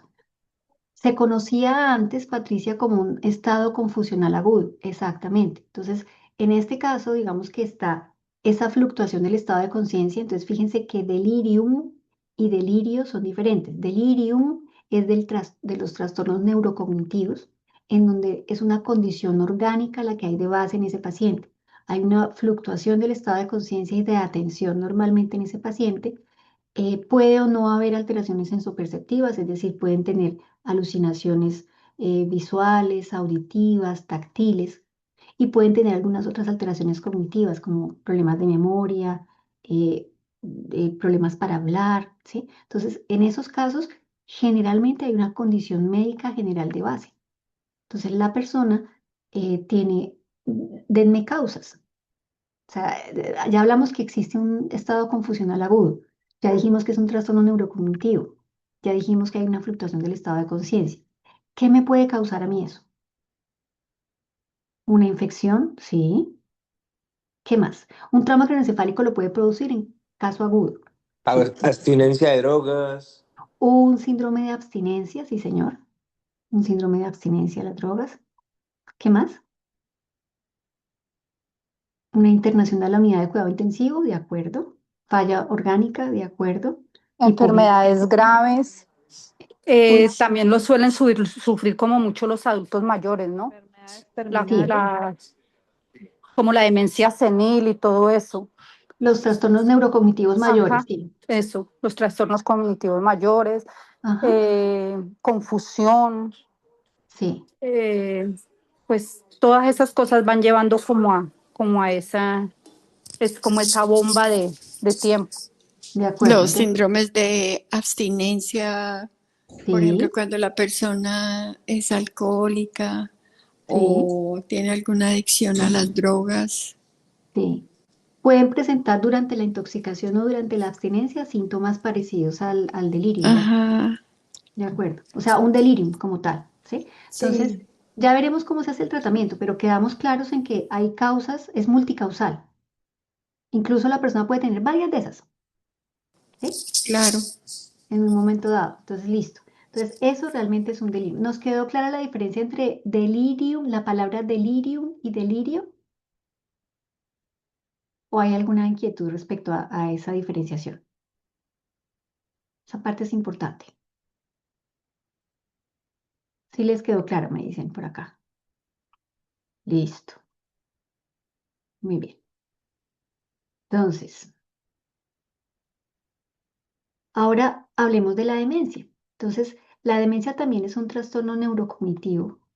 Este es un neurocognitivo mayor, ¿sí?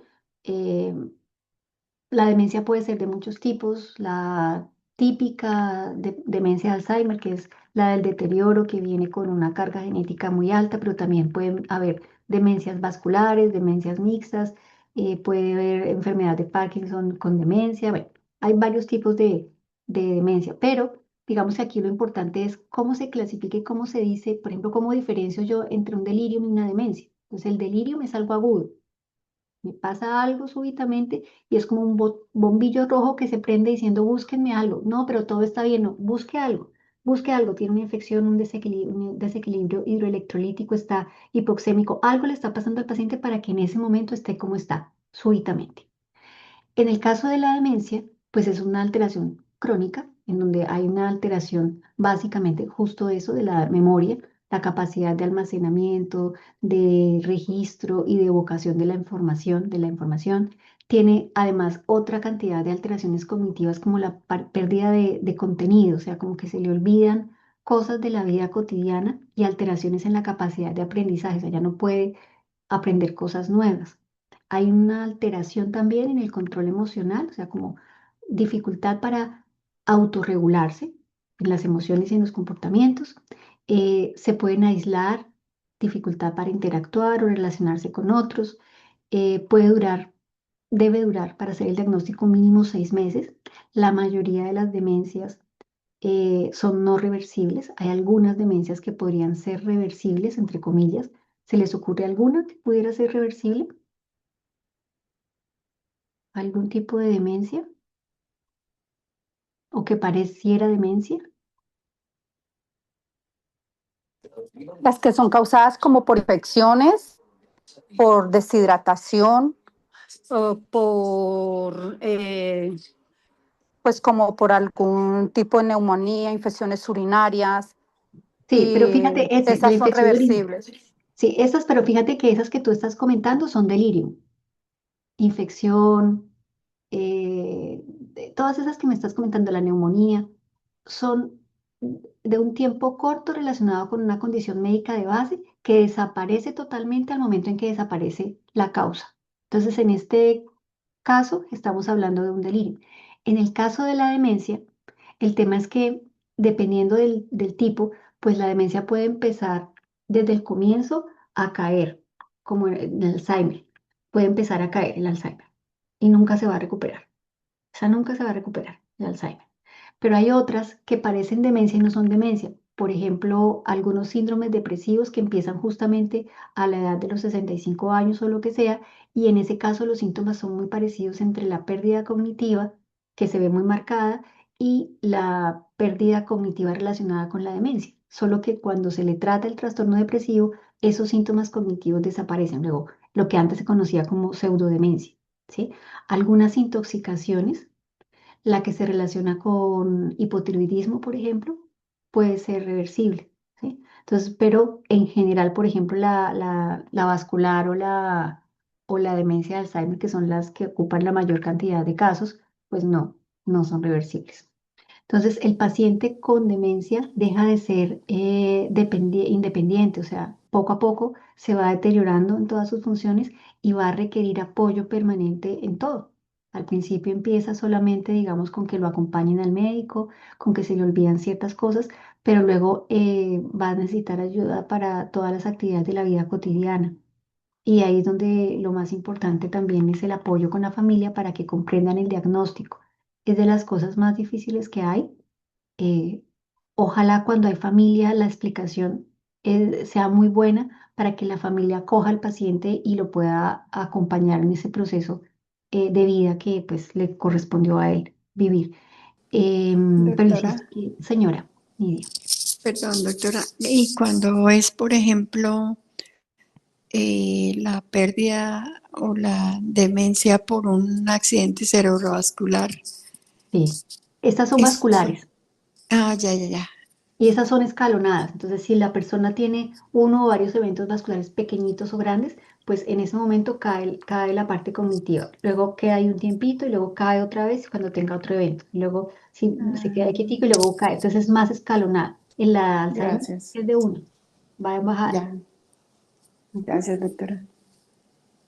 Eh, bueno, y la persona también va a perder toda la conciencia de exactamente qué es lo que le está pasando. Entonces no es claro con que si se perdió, como que no dice que se perdió, sino que estaba dando una vuelta más y conociendo el barrio, ¿sí? Que es lo que suele pasar cuando está empezando el periodo, el momento de la demencia, o que tienen esas confabulaciones en donde tienen esas lagunas de memoria, no se acuerdan bien de las cosas, y cuando tienen un nivel cognitivo alto, esos bloqueos o esos momentos de vacío los llenan con alguna información.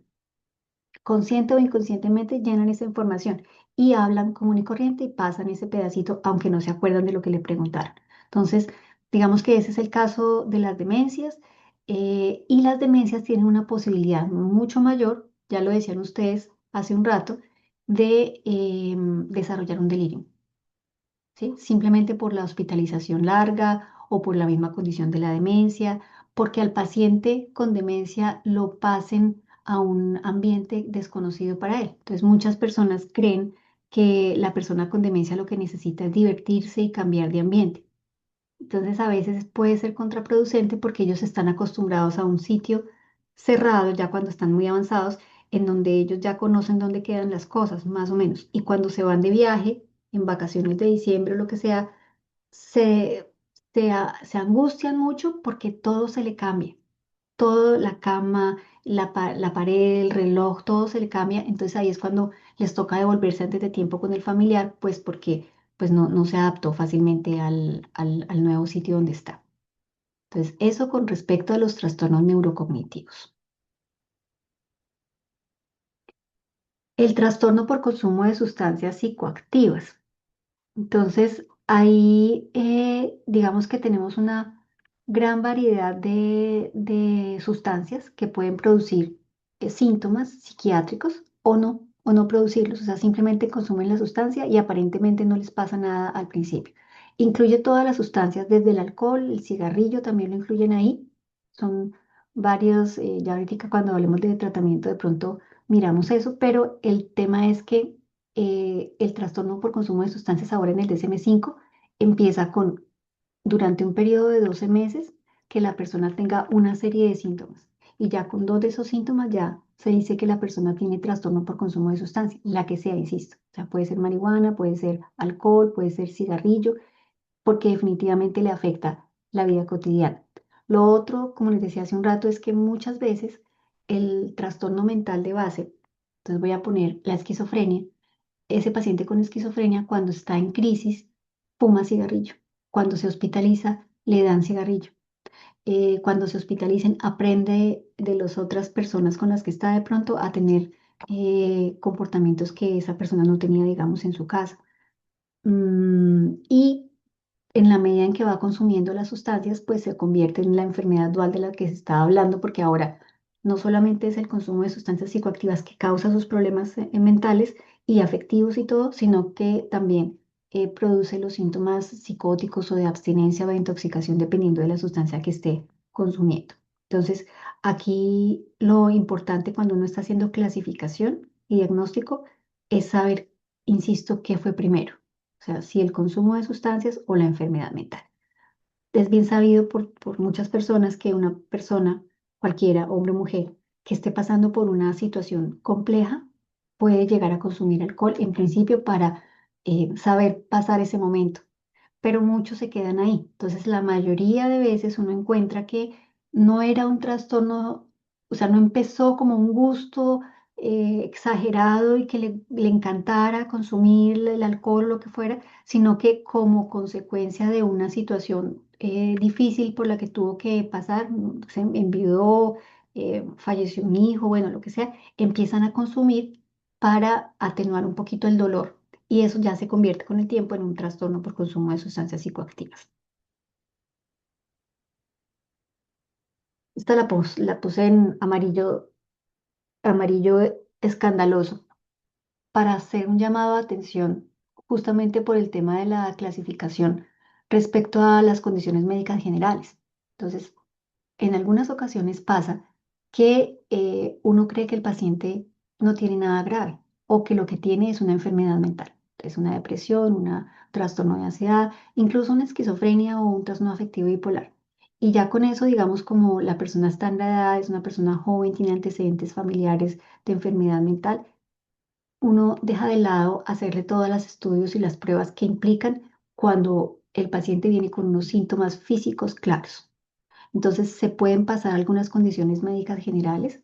Hemos encontrado pacientes que de pronto han llegado incluso a hospitalización y lo que tenían de base para hacer la sintomatología psicótica era un síndrome convulsivo por una epilepsia o que tenían un tumor a nivel del sistema nervioso central y no habían tomado nunca una imagen diagnóstica. Entonces, no descuidar que hay que hacer siempre diagnóstico diferencial con respecto a las condiciones médicas generales que pueden incluso causar síntomas psiquiátricos, porque la primera manifestación que tiene el paciente puede ser, digamos, el acelere y que está muy angustiado y todo, y resulta que cuando uno va a ver el paciente y le toma las pruebas, de pronto lo que tiene es un hipertiroidismo. O sea, sí, está muy ansioso, pero pues el tema es que la ansiedad se exagera en pacientes que tienen hipertiroidismo. Entonces, no descuidar siempre hacer una mirada a cualquier condición general que pueda semejar lo que yo estoy viendo en este momento. Esta pregunta casi casi que ya estuviera respondida. ¿Cuáles son los manejos con los principales trastornos mentales? ¿Quién me ayuda? Que ya yo lo dije hace un ratico. Ya lo dijimos. Si miramos, si separamos los trastornos mentales, ¿cuáles son los principales manejos? Lo que se les Pues, ocurre está bien. con respecto al tratamiento farmacológico, doctora, por ejemplo, en los trastornos psicóticos, pues los antipsicóticos, en el caso de los afectivos como la depresión, entonces los antidepresivos, los ansiolíticos, en el caso pues de la ansiedad y por supuesto el abordaje no farmacológico que tiene que ver con el tratamiento terapéutico, ¿sí? Es con el especialista. Ujú. ¿Y qué otras cosas se pueden hacer dentro del manejo? Eso sería lo farmacológico. ¿Qué otras cosas se pueden hacer desde la parte de psiquiatría o salud mental, expertos en salud mental? Pues Pero primero, vayamos, doctor. ay, qué pena. Señora, Patricia dice acá terapia cognitiva conductual, de acuerdo. Neuropsicoterapia, de acuerdo. Y algunas otras cosas que vamos a revisar ahorita. Entonces, ya ustedes lo dijeron.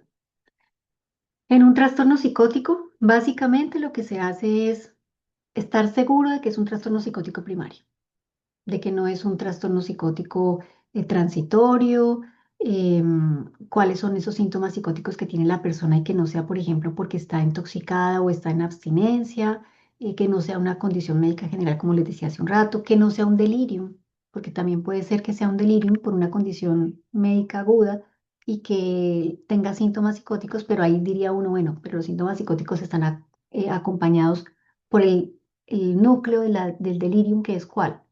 ¿Qué debe tener el delirium sí o sí para hacer diagnóstico de delirium? Que sea una condición aguda que se Sí, presente. sí, pero en lo clínico, ¿qué? Es una condición aguda, pero en lo clínico, ¿qué? De los síntomas, mejor dicho. confusión, Sí, confusión, ¿qué más? Cambios en el comportamiento de alucinaciones, de acuerdo, eso también está, pero ¿qué tiene que tener para poder yo hacer diagnóstico de delirium? Alteración, bueno, orgánica, de acuerdo, para poder hacer como la causa, pero en los síntomas. Tal vez no me he hecho explicar, no me he explicado bien, perdón. En los síntomas, ¿qué síntomas deben estar?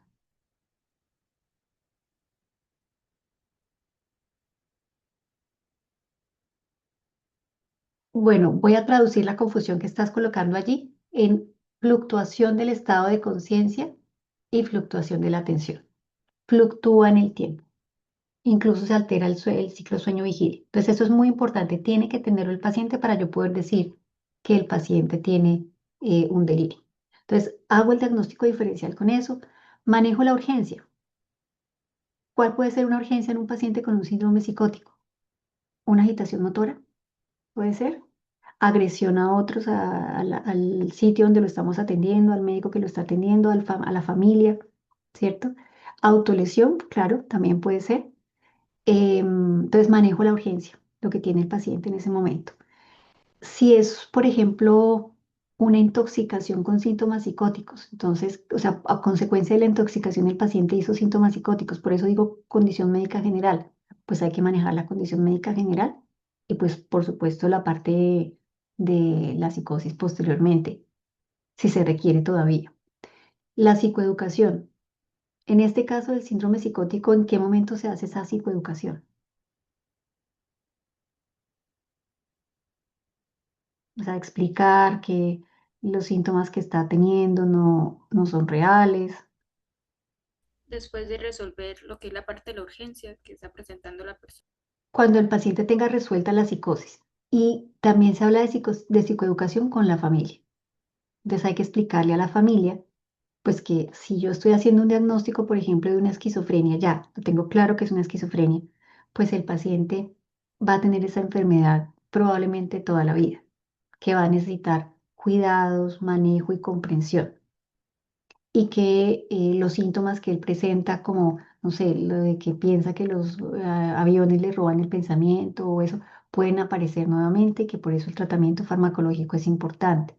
Que aquí no, la idea no es si tiene un síndrome psicótico y tiene ideas delirantes, que aquí el tratamiento que debe hacer la familia no es tratar de convencer al paciente de que no le están robando los pensamientos, porque está mal, o sea, no lo van a convencer de lo contrario y se van a desgastar, ¿sí?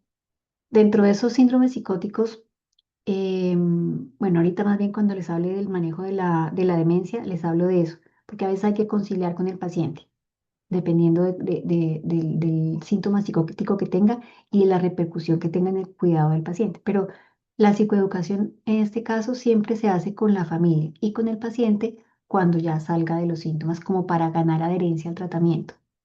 Que ellos quieran tomar medicamentos para toda la vida, ¿ustedes creen que eso sea fácil?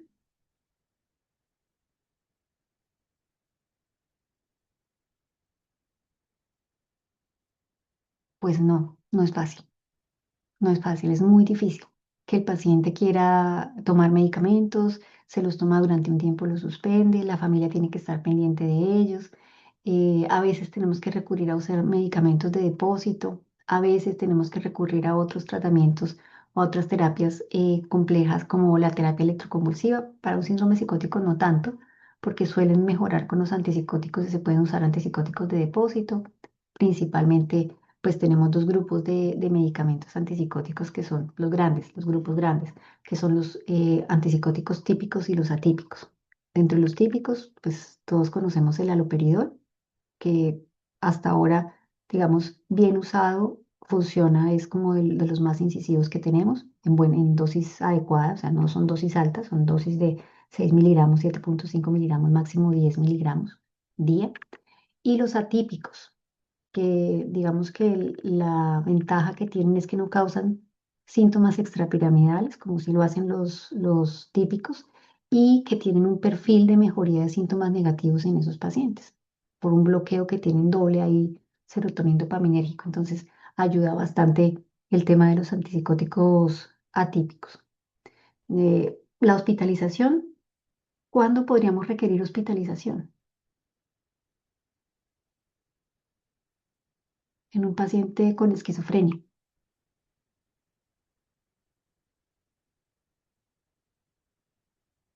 ¿Quién me ayuda?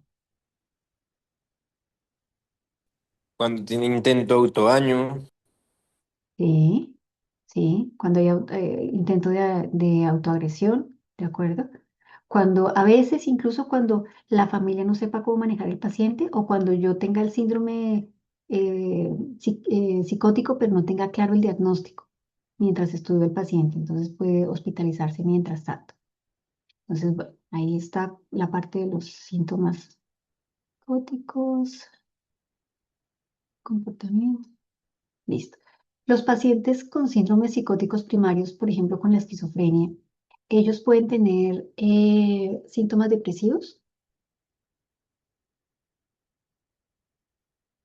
o ansiosos. ¿Ustedes qué creen?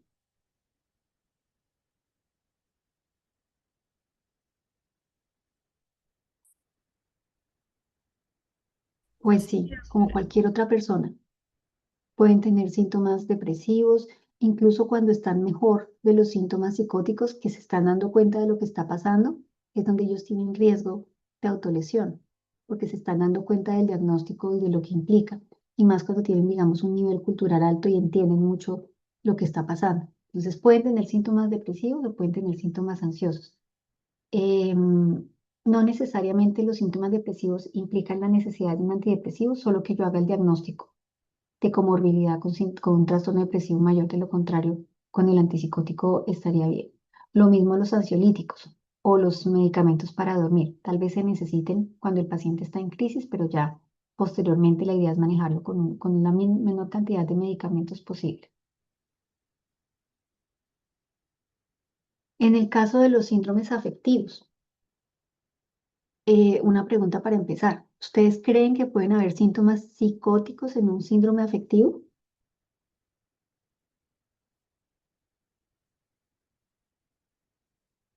Sí. sí, Señor, ¿por qué? ¿En cuáles? Dame un ejemplo. En el bipolar. Ujú. Mateo.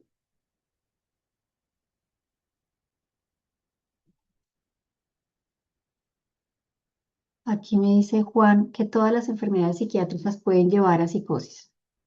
Bueno, te voy a preguntar por una en específico. ¿Un paciente con fobia puede hacer psicosis? Juan Tello, ¿tú crees que un trastorno por fobia puede hacer psicosis? Podría causar síntomas de ansiedad, pero de psicosis. No sé. No. Exacto. Los trastornos afectivos, digamos, voy a empezar por ahí. Los síndromes afectivos, o sea, un trastorno afectivo bipolar en episodio depresivo o en episodio maníaco, en los dos casos puede tener síntomas psicóticos, ¿de acuerdo?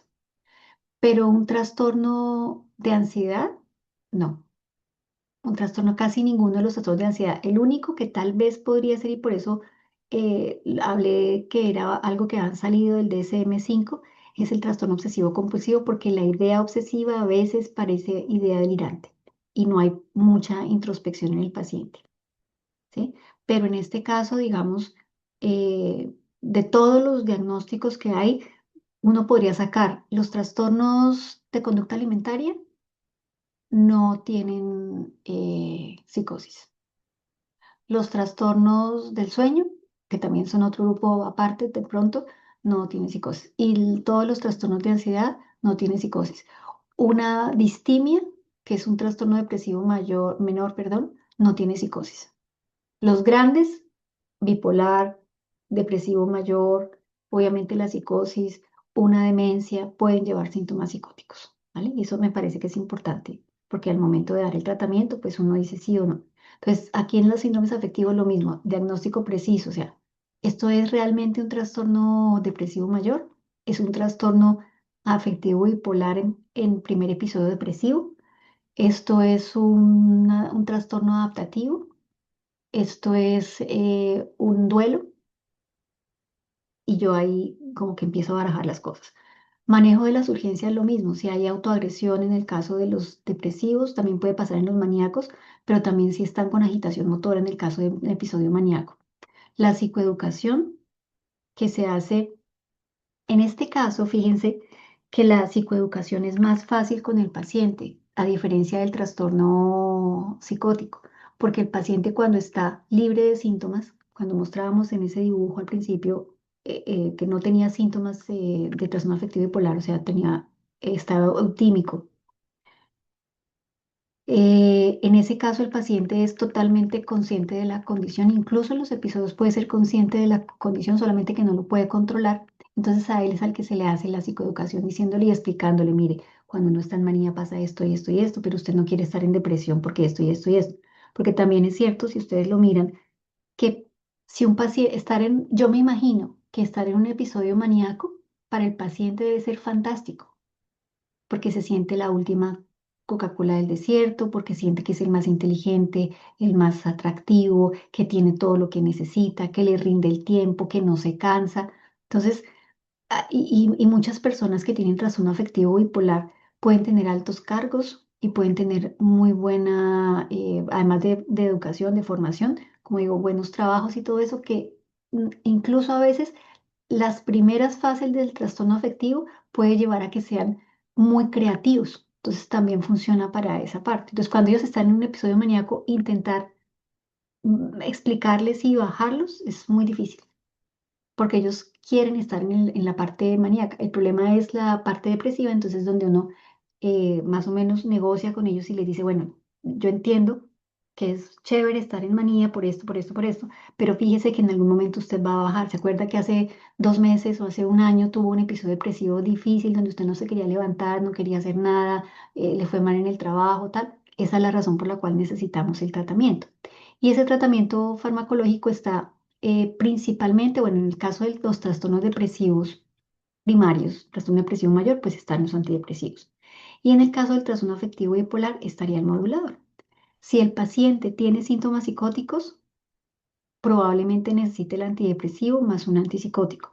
Si el paciente tiene un trastorno afectivo bipolar, está en episodio maníaco y tiene síntomas psicóticos, probablemente necesite un antipsicótico. Y en cualquiera de ellos, si hay agitación motora, puede requerirse algo que cede al paciente un poquito. Y en este caso sería probablemente una benzodiazepina, depende del caso. No siempre, o sea, cuando están en control y están bien, pues no van a necesitar sino o el antidepresivo o el modulador, dependiendo del caso. Otras terapias también está incluida ahí para casos difíciles, tanto depresivo mayor con síntomas catatónicos o con síntomas psicóticos eh, o un riesgo suicida alto, la terapia electroconvulsiva y hay otras terapias que han aparecido recientemente como la estimulación magnética transcraneal, que bueno, no es tan reciente ya, pero no se usa tanto, y la hospitalización cuando hay riesgo de auto o heteroagresividad. En los síndromes ansiosos. Entonces, ya no voy a repetir la pregunta, porque la tenía acá, que si hay síntomas psicóticos en los síndromes ansiosos. La respuesta es no.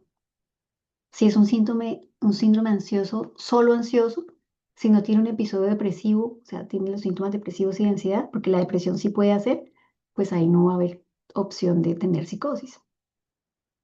¿Pueden haber síntomas depresivos? Sí, ya dijimos, una comorbilidad muy frecuente en ellos es que tengan síndromes depresivos, al ver que no pueden manejar los síntomas ansiosos. Y en este caso, en los síndromes ansiosos, Bueno, también el diagnóstico preciso, el manejo de las urgencias, que en el caso de ellos, ¿quiénes irían por urgencias? ¿Quiénes podrían consultar por urgencias en los síndromes ansiosos? Durante un ataque de pánico, doctora.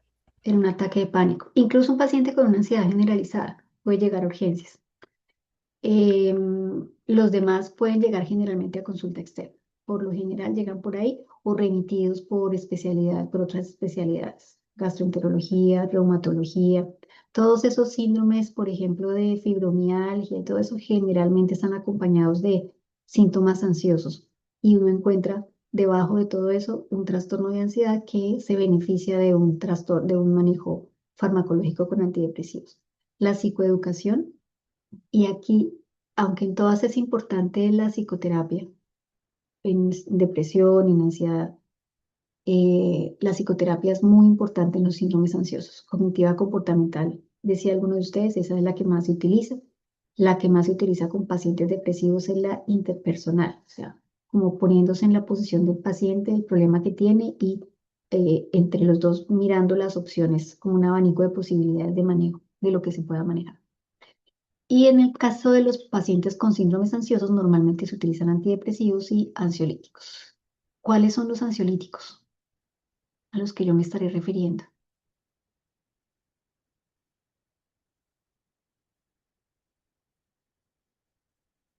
Denme un nombre de un ansiolítico, por favor. Inhibidores de la recaptación de serotonina, esos son antidepresivos, los SIRS, esos son antidepresivos. Antes estaban los tricíclicos, ahorita los han reemplazado mucho estos inhibidores de recaptación de serotonina como la fluoxetina, lecitalopram, la paroxetina. Pero evidentemente sí tienen una acción ansiolítica a largo plazo, ¿de acuerdo? Entonces, la pregunta ahora es, ¿cuáles pueden ser ansiolíticos agudos? ¿Qué puedo yo utilizar para atacar un, un ataque de pánico?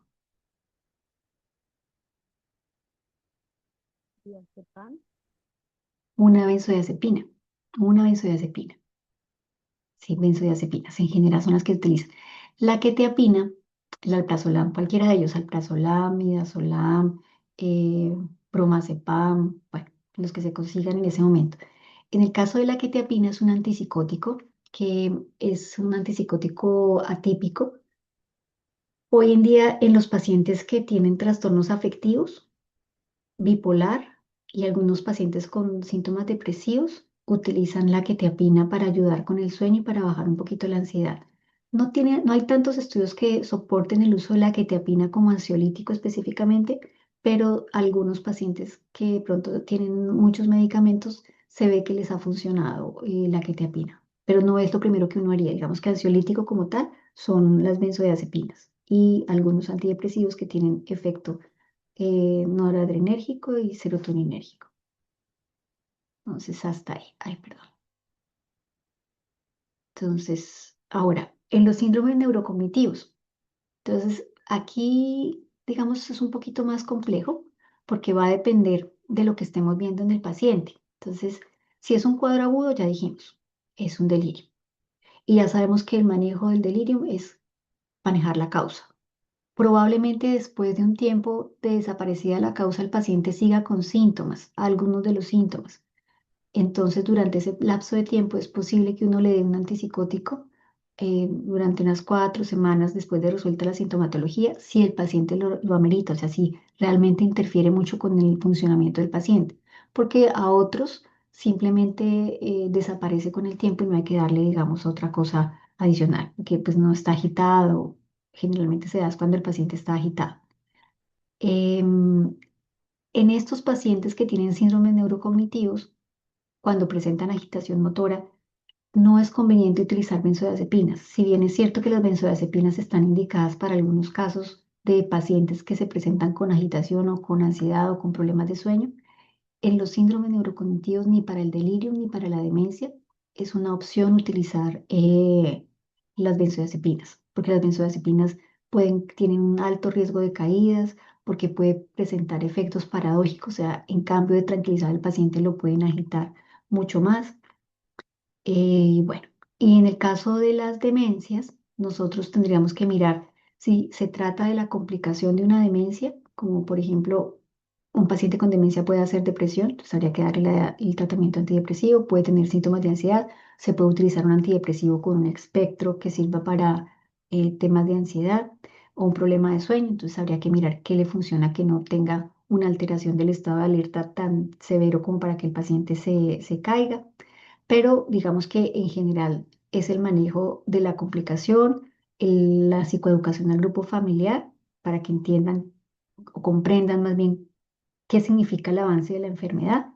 Y en algunos casos, digamos que todavía los estudios no son tan claros y no es un tratamiento específico, que es que yo la demencia la trato con esto, pero algunos medicamentos sí pueden ser utilizados en estos pacientes, como los inhibidores de la acetilcolinesterasa, digamos que mejoran un poco la comunicación de las neuronas y que en ese grupo están el donepezilo, la ribastigmina y la galantamina. Y eso se ha visto que muestra algunos resultados en demencias que son leves a moderadas, mientras que en las que son moderadas a severas, pues sí se pueden utilizar antagonistas del receptor NMDA y en ese caso uno podría ver algo de mejoría en esos pacientes. Pero los estudios todavía son un poco contradictorios, el balance riesgo-beneficio o realmente de resultados depende mucho del paciente.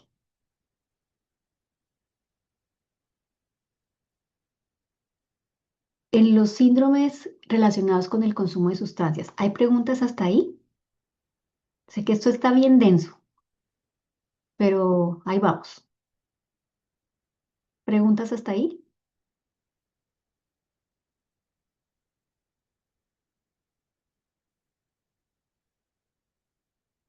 Dice, me pregunto si en algún momento de síndrome de abstinencia o ataque de pánico puedo utilizar barbitúricos. Los barbitúricos no, pero las benzodiazepinas sí. Es que el barbitúrico es un demasiado potente, es un depresor del sistema nervioso central mucho más potente que una benzodiazepina. Entonces, lo que usualmente se utilizan son benzodiazepinas. Es como la indicación.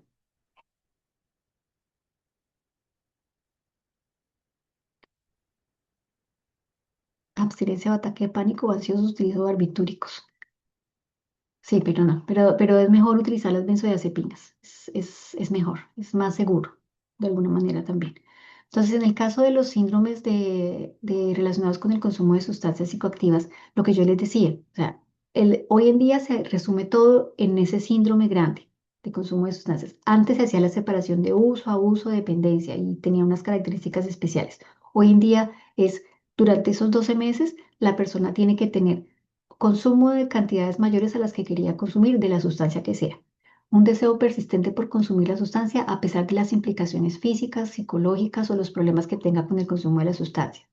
Que la esté consumiendo durante muchísimo tiempo y no tenga, no es voluntad, sino capacidad de parar fácilmente.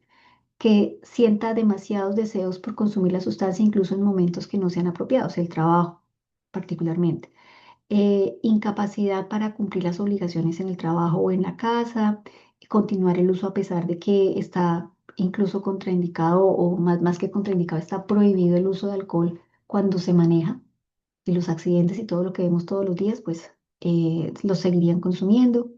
Se reducen las actividades sociales o laborales ya con el consumo exagerado. Em, También a pesar de conocer incluso personas de salud que conocen los efectos de las sustancias, pueden llegar a pensar que el alcohol no es una sustancia psicoactiva. Entonces, digamos que en Colombia a cualquiera lo pueden parar y hacerle las pruebas para detectar el consumo de sustancias. Pero el punto no es ese, o el alcohol. El punto no es ese, el punto es que cualquier cantidad por mínima que sea de alcohol en sangre, disminuye la capacidad de reflejos. Entonces, por eso es que desafortunadamente se dan todos estos accidentes y por eso, digamos que incluso, pues sabemos que no es escarcelable si una persona comete un delito relacionado con el consumo de sustancias. Los síndromes de abstinencia, el desarrollo de tolerancia, o sea que cada vez necesite un poco más de la sustancia para sentir el mismo efecto. Y la abstinencia es cuando suspende el consumo de la sustancia, pues se presentan todos los síntomas. Eso pasa con cualquier sustancia. Hay em, alguna controversia respecto a la marihuana y respecto al cigarrillo, pero pues sí se presentan cambios, tanto que la persona aumenta de peso o tiene incluso alteraciones cognitivas cuando hace la suspensión de la sustancia, pero pues dentro de esas entran toda la cafeína, todo, el tabaco, todo. Bueno, ya para ir cerrando, nos queda poco tiempo. Bueno, ya se nos acabó prácticamente el tiempo. Solamente contarles cuáles pueden ser las urgencias en psiquiatría, que son dos.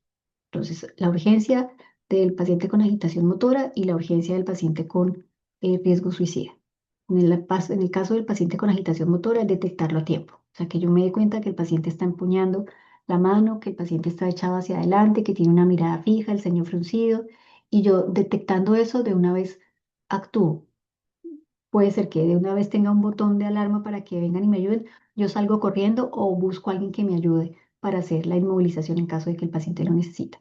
Estar seguro de que el paciente sí es un paciente, es decir, si está armado no es un paciente, o sea, no vamos a atenderlo hasta que no nos lo entreguen desarmado. Y que sí sea un paciente para inmovilizar, que puede ser un paciente que es el papá de un niño de 3 años al que ingresa con fiebre de la 1 de la mañana y son las 4 y no lo han atendido, se molesta, empuja al portero y ahí todo el mundo a inmovilizar al pobre papá porque se puso bravo porque no le han atendido el niño y no lo dejaban salir tampoco. Entonces, verificar eso. Y en el caso del riesgo suicida, pues tener en cuenta que se ha venido incrementando la tasa de mortalidad por suicidio, que en este momento estamos en 6,59 más o menos. Veníamos en un porcentaje de 5,1 más o menos durante los últimos años y ha venido aumentando desde la pandemia a llegar a este valor. Entonces, cada vez hay más conductas suicidas en pacientes más jóvenes. Por eso digo que a los niños y a los jóvenes pues hay que ponerles más atención y ver todo lo que ocurre en el colegio, con la familia, con el apoyo de los amigos para poder determinar si el riesgo está o no y si está, igual hacerle toda la intervención de lo que está pasando con el paciente. Entonces, preguntas, quejas o reclamos. Es mucha información para poco tiempo, pero creo que ahí logramos abarcar más o menos lo general. Doctora, disculpe, yo tenía una pregunta, por lo Señora, menos con el tema de déficit de atención con hiperactividad. Se han presentado como muchos casos en la actualidad. Doctora, ¿cuál podría ser una de esas causas? Se ve muchos niños muy pequeños en edad escolar. Está relacionado con el uso de pantallas, de las redes sociales. Sí, como me da como yo también pienso que está un poquito sobrediagnosticado, Catherine. O sea, hay niños que simplemente son inquietos y ya está. Hay otros que realmente tienen trastorno por déficit de atención con hiperactividad cuando se les hacen las pruebas y en esos casos el manejo que se hace es principalmente con el colegio, ¿no? Ponerlos enfrente, nombrarlos como líderes, que el profesor sepa en grupos pequeños que hay que manejar al paciente, la parte de terapia ocupacional antes de cualquier intervención farmacológica. Sí es cierto que ahora lo están diagnosticando más, tal vez lo están buscando más y por eso aparece también más, pero también los mismos niños aparecen diciendo tener el diagnóstico, incluso los adultos, de déficit de atención con hiperactividad. Afortunadamente, en la mayoría de los casos, digamos, no es tan así. Y cuando lo hay, pues afortunadamente también hay el manejo para hacerlo a tiempo. Digamos que no es para aquietar el paciente, en el caso de los niños, sino para que preste atención, en el caso tal de que se llegue a requerir medicamento con metilfenidato o sus familiares. No sé muchas si te gracias. queda. Ujú. ¿Alguna otra pregunta?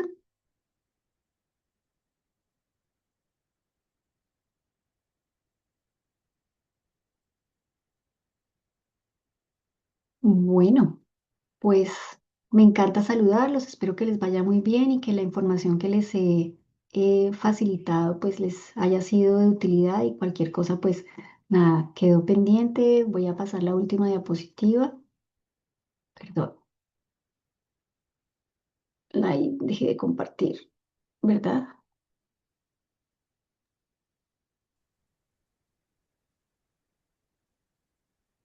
Se visualiza pantalla todavía.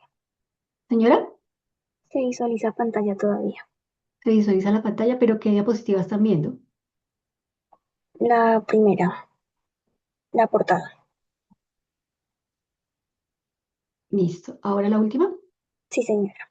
Listo. Entonces queda la información de contacto por si acaso alguien tiene alguna inquietud. Entonces yo quedo atenta. Muchas gracias y Muchas feliz gracias, resto de doctora. noche. Muchas gracias por acompañarnos y a los asistentes también por su participación. Gracias, Gracias. muy amable, buenas noches. Hasta luego. Buenas noches. Estén muy bien.